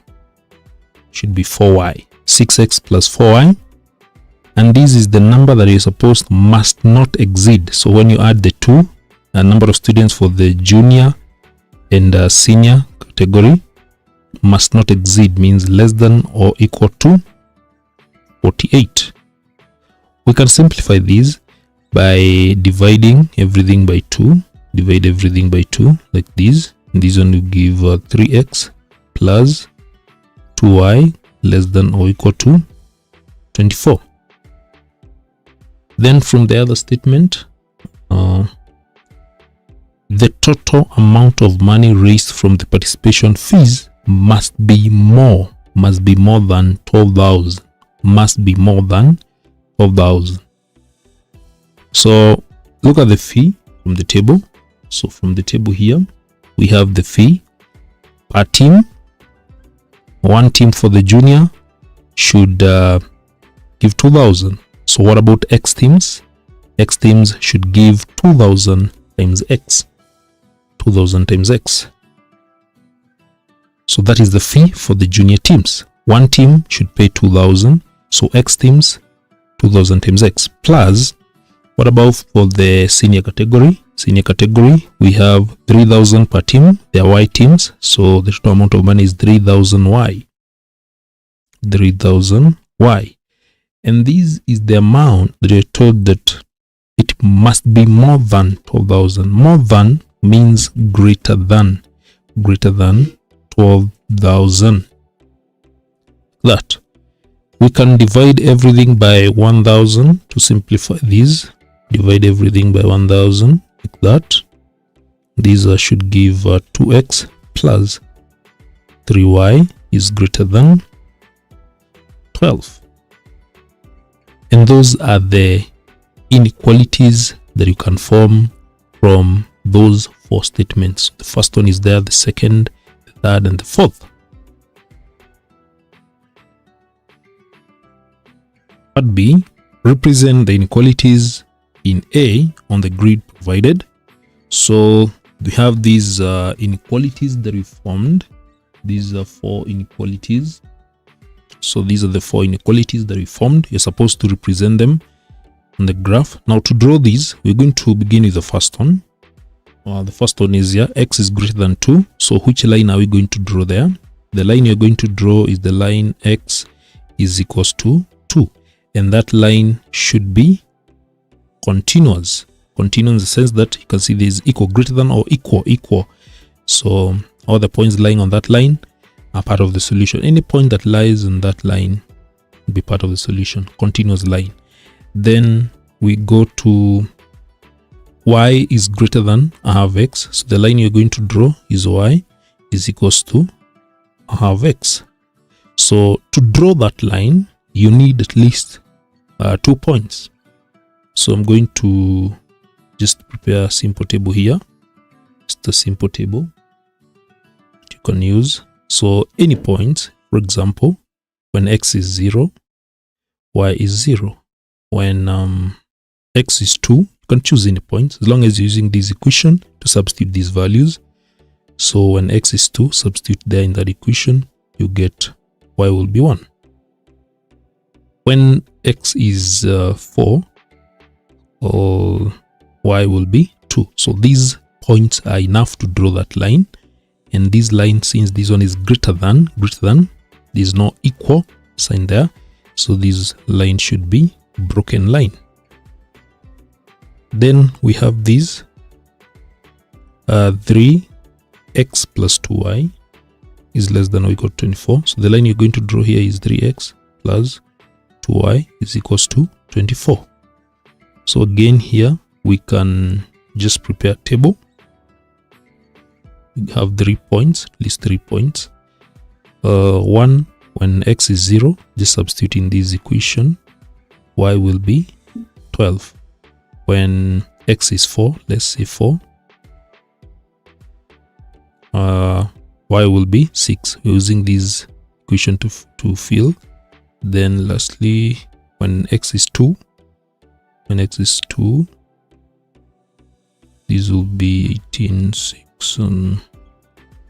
So this will be 6, 18, this will be 9. So we're going to use these points. Then the last one we have is on. So 2x plus 3y. The line you're going to draw is, and this line, before I forget, less than or equal to. There is equal sign. So this should be a continuous line. Should be a continuous line. Let's go to this. 2x plus 3y is greater than 12. So the equation, the line that you're supposed to draw is 2x plus 3y is equals to 12.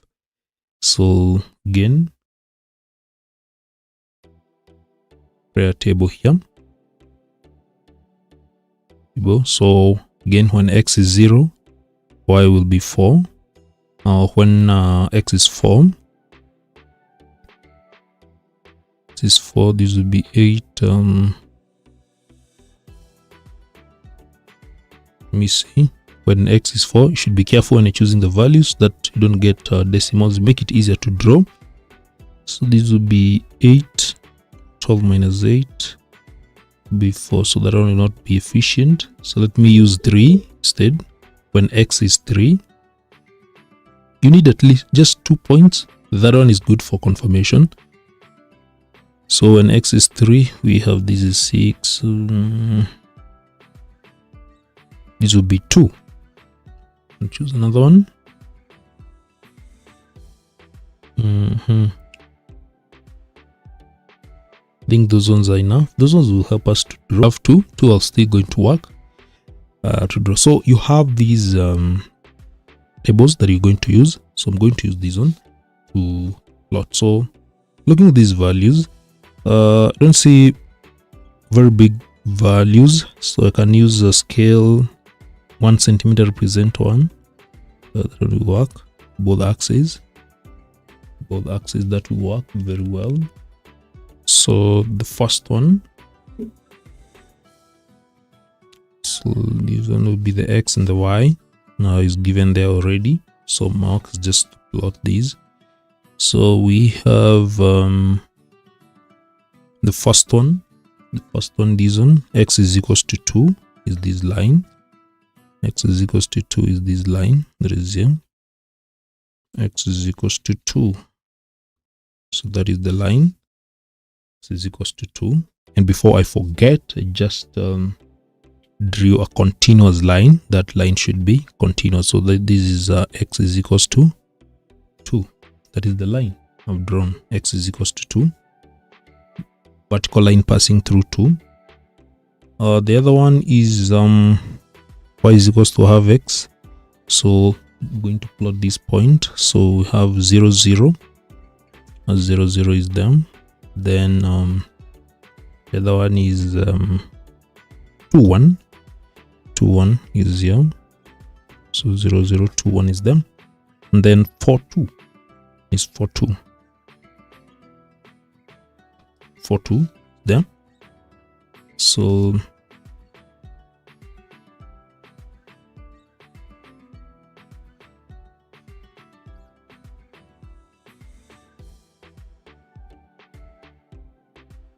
that line should be broken and not be continuous.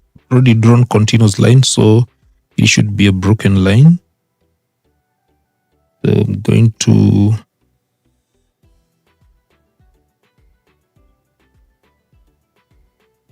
show it like that. So this one is a broken line.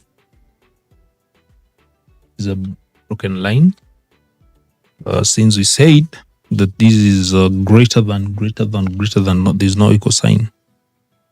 So just ensure, I don't know how I'm going to put it so that you can see it is broken. So the other one is want to plot this one. 3x plus 2y is equals to 24. So 0, 12, 0, 12.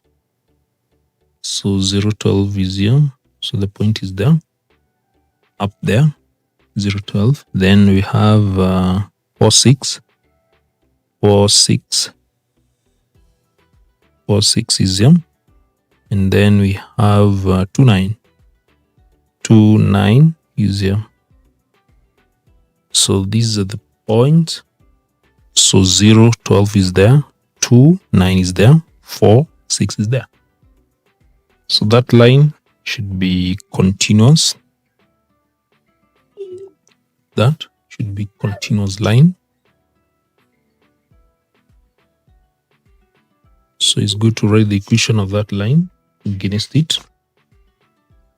So this is 3x plus 2y. So 3x plus 2y is less than or equal to 24. Then this one is y is greater than half x. Then this one is x is greater than or equal to 2. one more line, 0, 4. So we're plotting this one, 2x plus 3y is equals 12, 0, 4. 0, 4 is them. Then we have 3, 2. 3, 2. 3, 2 is here. So for that one, you're going to use those 2 points only. So 0, 4 and 3, 2. That line should be broken. Before I forget, should be broken. Should be broken. Be a broken line. And still this one, don't forget this one is broken also. This line is also broken. This one is broken.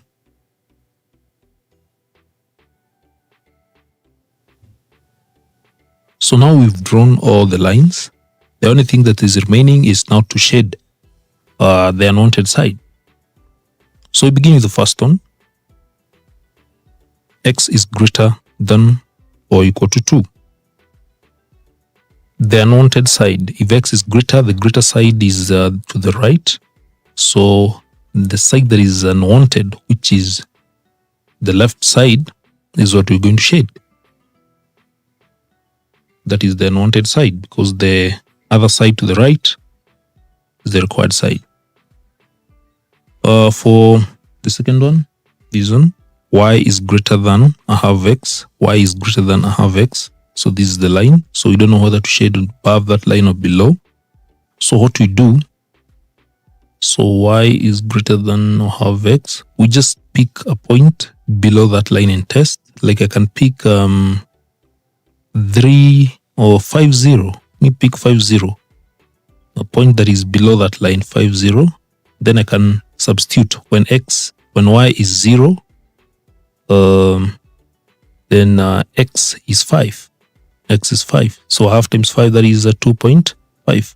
So is that true? Is 0 greater than 2.5? No.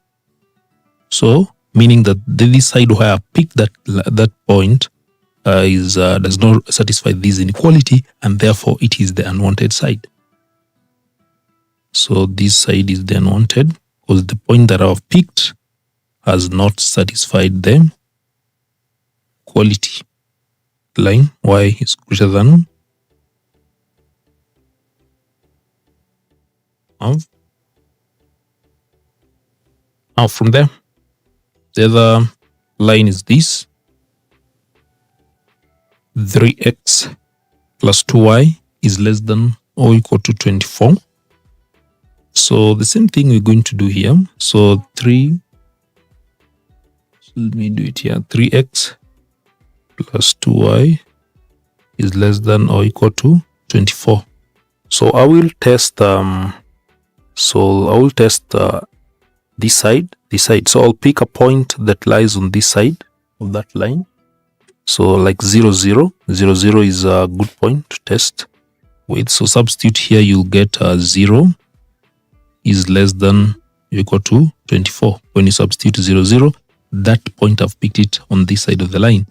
And you can see 0 is less than, so that side is the required side. It satisfies the equation, and therefore that side is the required side.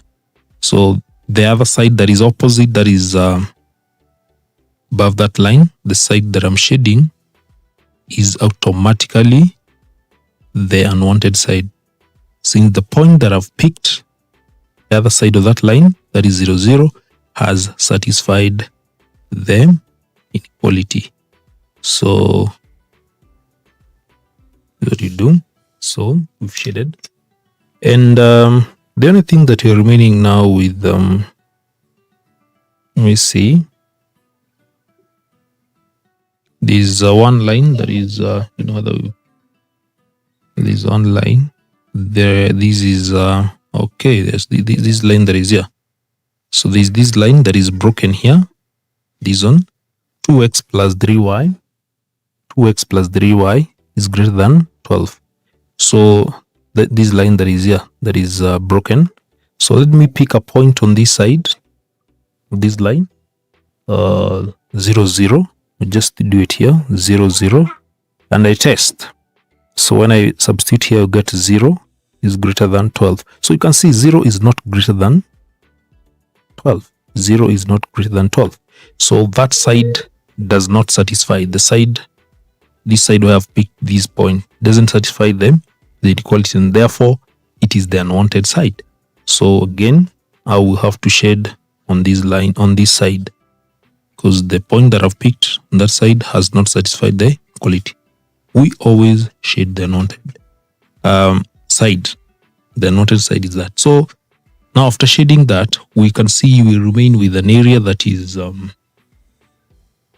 unshaded. That is the feasible region or the required region. That is how we do it. Part C.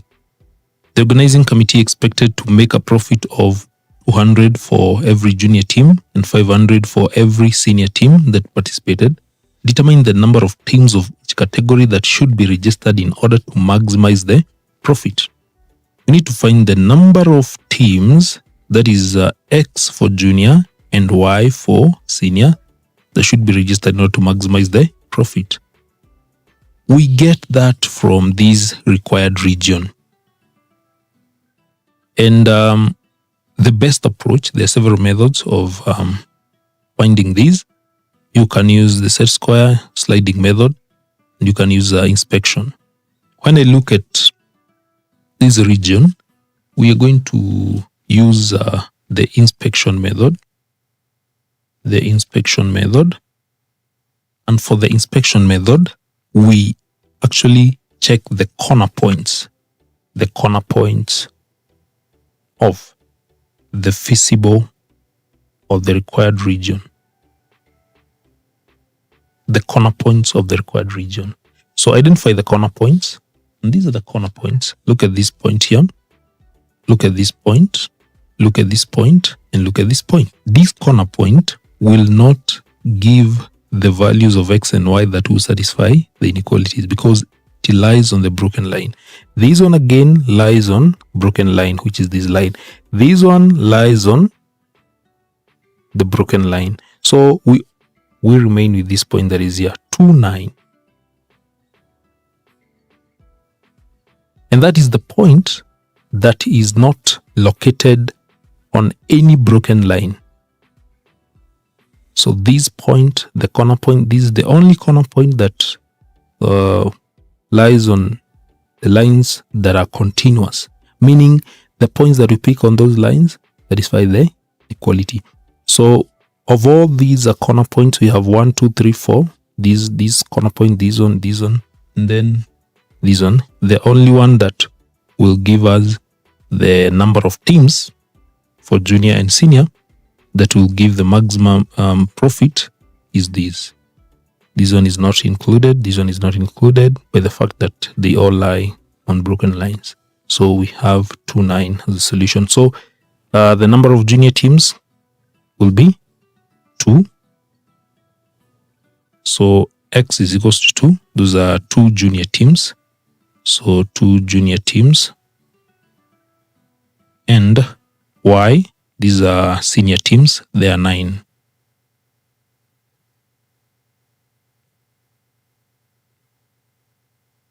So that is how we solve that question. Question 24. In this question, use a ruler and a pair of compasses. The line AB drawn below is the side of a triangle ABC in which angle ABC is equals to 90 and angle BAC is equals to 60 degrees. So there is the line, part A, complete triangle ABC. So let us begin by completing this triangle. Given ABC should be 90 degrees, so we should construct an angle of 90 degrees at B. And BAC should be 60, so the angle here at A should be 60. So let me begin by constructing 90 degrees at B. So I have to extend this line. Let me extend this line. I have to extend it like that. And this is how we construct the angle of 90 degrees at B.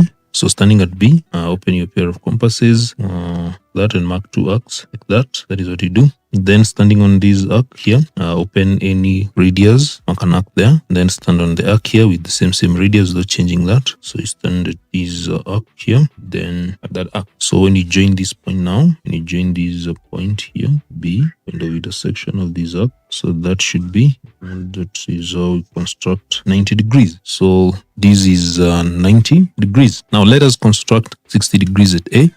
Now to construct 60 degrees at A, you stand at A, then with any convenient radius, you mark an arc like that. Then with the same radius without changing it, you stand here and cut that arc. Then join A, the point of intersection of these arcs. So need to be very keen. This is the point A, So there we have 60 degrees. So, and then point C will be here. Point C will be here.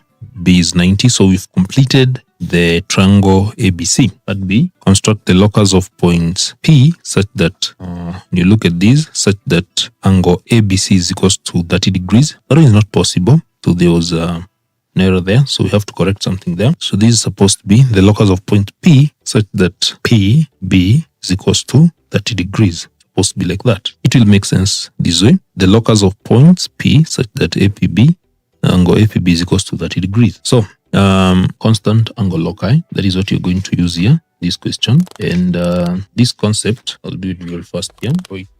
This concept goes like this. So given, so we have just doing a sketch, given circle, and then we have the line AB, like in this case, you're required to construct a locus of point P such that angle APB is equals to 30 degrees. So P should be located anywhere along this arc.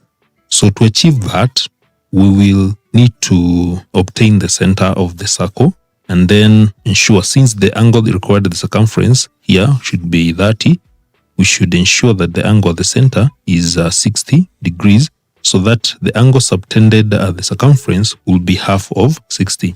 So meaning, if you have this angle at 60 at the center of the circle being subtended by this chord AB, any angle that you form on the circumference, like that, any angle formed on the circumference subtended by this chord AB at the center of the circle should be half of this.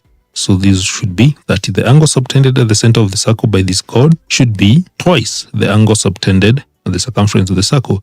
So that is why we should have locus P lying anywhere along this arc, the circle. So this angle should be 30. So we should ensure that we get the center of the circle first, and then you construct a circle passing through point A and B and get 60 degrees at the center there. So to get the center of the circle, since when you're drawing the circle that is touching the vertices A, B, and C, we are supposed to bisect any two lines. To construct an arc that passes through A and B, we should bisect any two lines. So I'll start by bisecting AC. Let me bisect AC. So to bisect AC, stand there at A, then make sure you open this one more than half, open it more than half, show that everything is firm. Then mark an arc there and another arc there. Then same radius without changing it, stand there and then cut that arc and cut that arc, bisecting that line. So join, so bisected line AC. So let us bisect line AB. We just need to bisect any two. Me bisect AB. So to bisect AB, I will open a radius of more than half of AB. Then mark an arc there and another one down here. This, then the same radius, the changing it. Cut that arc, and the one below. So then join these two arcs, point of intersection of these two arcs.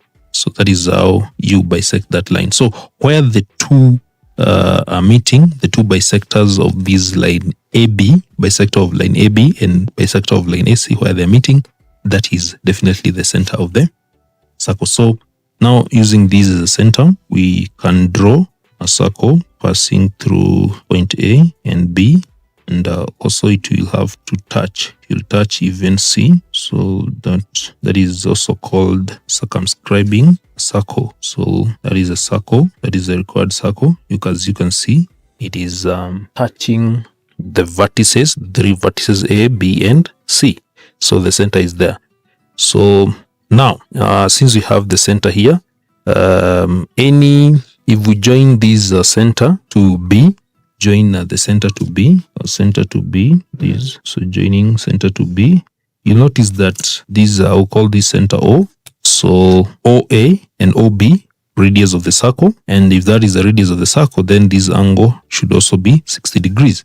If this angle is 60 degrees, 60 plus 60, or whatever is remaining here, should be also 60 degrees. So this one is an equilateral triangle. And we have achieved what you want. So AB, chord AB subtends an angle of 60 at the center of the circle. So any angle that is formed from the circumference subtended by this chord AB circumference will be 30 degrees, to be half of 60, using that property that I told you. So locus of P should be there anywhere along this arc. That is the locus of P. Anywhere along this arc should be locus of P. So we've done that, part 2. Now the other part is here. The other part, locate by construction, that is part C. Locate by constructions point Q1 and Q2 which satisfy the conditions below. 1. Q1 and Q2 lie on the same side of line ABSC. So Q1 and Q2 lie on the same side of line AB, the same side of line ABSC. So look at where C is. So Q1 and Q2 should be on that side of C, same side as C. And 2, the area of triangle AQ1B should be equal to the area of triangle AQ2B, which should be 3/4. 3/4 of triangle ABC. So we're supposed to have this triangle, we're supposed to have Q1 and Q2 on this side of C, where C is located. And triangle that you're going to form, AQ1B and AQ2B, should be 3/4 the area of triangle ABC. So we look at triangle ABC, and since those two triangles, this one and this one, should be these two triangles here, AQ1B and AQ2B should be 3/4 of triangle ABC. We are going to take the measurement of this line of triangle ABC, that is BC, and then we divide it into 4 parts and we get 3/4 of that. So we choose this line BC and then we divide it proportionally into 4 parts. And then after dividing it, we just want 3/4 from this line AB. We need 3/4 of this line. That is where we are going to draw draw a line where we shall locate Q1 and Q2. So how do we divide BC into 3 parts? This is how we do it. So you're going to use a set square. So join or draw another line here that will help me do that. Draw a line there. This is how we do it. Then that line that we're going to, this is what we call proportional division of a line. So I will stand here and I mark any 4 points using any convenient, that is convenient length. 1, 2, 3, then 4. So I've divided it into 4 parts. So that is the first line, then the second, the third, the fourth. Divide it 4 parts. Then look at the last point.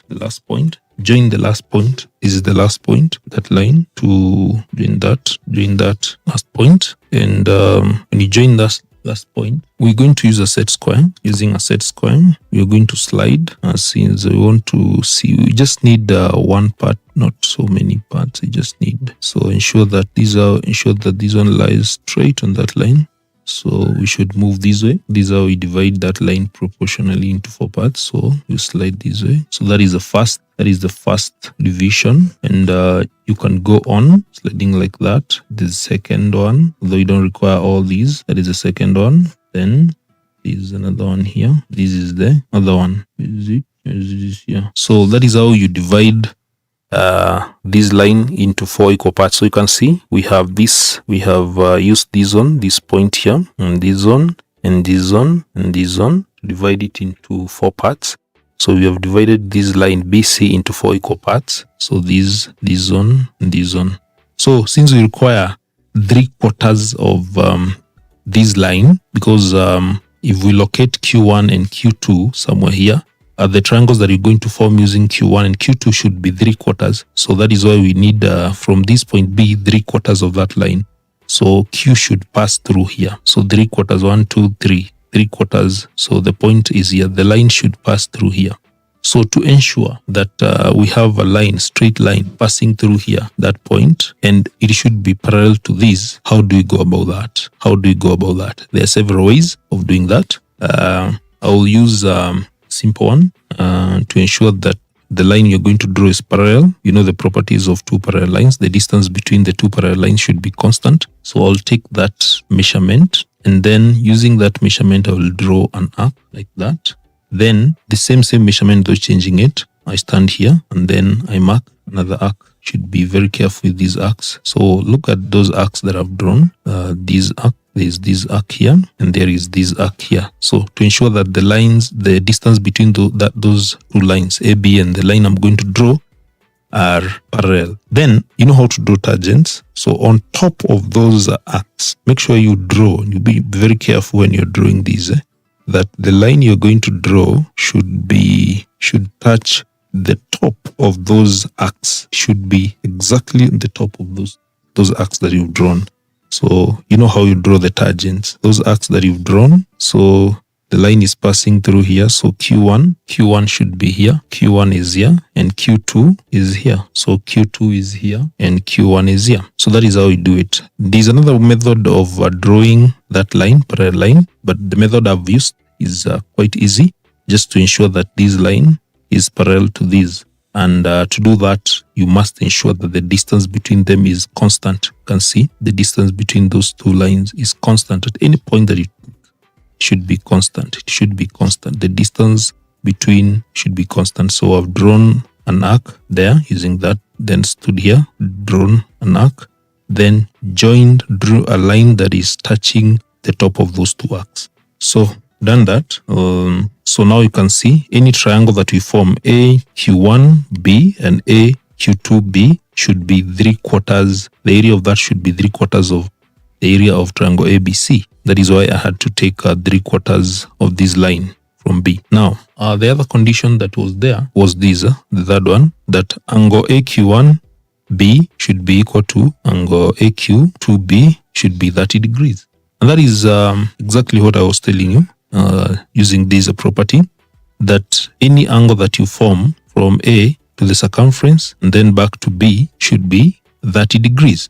Why? Because of the property of the angle subtended at the center by a chord should be twice the angle subtended at the circumference. And since this angle subtended at the center by this chord AB is 60, any angle subtended by the same chord at the circumference should be half of that, and should be 30. So that is why you have angle AQ1B should be 30, angle AQ2B should be 30. So that one is satisfied. We need to measure Q1, Q2. We measure Q1, Q2. So Q1, Q2, we measure it. And that one is giving 9. You can see it is giving 9 is here. It is giving exactly 9 centimeters. So Q1, Q2 is equals to 9 centimeters. So that one is done. So that one is 9. So that one is 9 centimeters. So we go to the other question. The question: calculate the area of the area above line Q1, Q2 bounded by the locus of point P. So let's go to diagram. So the area above line Q1, Q2. So you can see that bounded by the locus of P. The locus of P is this, so don't forget that. So that is the area of the segment, and if we can shade it, this is the area that you're required to calculate. So that is the area that you're required. It is bounded, it is above Q1 and Q2, and it is bounded by that locus of P. So to do that, you need to form a sector. Already you have the center of the circle, and so you have to join. I've already joined these, so you can make it a bit darker. So you have to join Q1 to the center, and then Q2 to the center, and you require this angle that is here. You have to have that angle in order to calculate the area. So that area, the area of this segment that I've shaded, will be given by the area of the sector, the whole sector, subtended by this angle here. Subtract the area of this triangle that is unshaded. So you have to measure this angle, here, and as you can see, that angle is 129. So you can see where it is created, that line, where that line is, that is 129 degrees. So this angle is 129 degrees. So therefore, that sector, as you can see, I'm going to extract it. Something else that we need is the radius. We need also to measure the radius. Let me take the measurement of the radius. This is the length from Q1 to the center, that is 5. You can see it is 5. It is exactly 5. Yeah, it is exactly 5. So that is the radius. The same with the Q2 to, so this is the same. So this is 5 and this one is 5 because the radius. Now, to get the area of that segment is quite easy now, because you have something that looks like this. You have, so this is a 129, then this one is 5, this is 5. So you're calculating this area. This is what you require. So that is what you require. So to get the area of the whole sector is given by theta over 360 pi r squared. Then we subtract the area of the triangle, because this is O, this is a Q2, and this is a Q1. So area of triangle O, Q1, Q2. And the area of this triangle is given by the formula, I have AB sine theta, that is a 5 times 5 times a sine of 129 degrees. That is how we get it. So this is what is going to give us the area of the segment. So therefore, the area of the segment is given by the sector, which is 129 degrees divided by 360 multiplied by pi, which is 22/7 times the radius, which is 5 times 5. Okay, then subtract the area of the triangle. I have 5 times 5 times a sine of 129 degrees. So we work out this using a calculator. So 129 times 22. So this gives 28.15 centimeters squared. Then work out the area of the triangle, which will give us 25 times sine of 129. So this will give 9.714 centimeters squared. So when you subtract these, this will give 18.44 centimeters squared. That is how we're supposed to solve that question.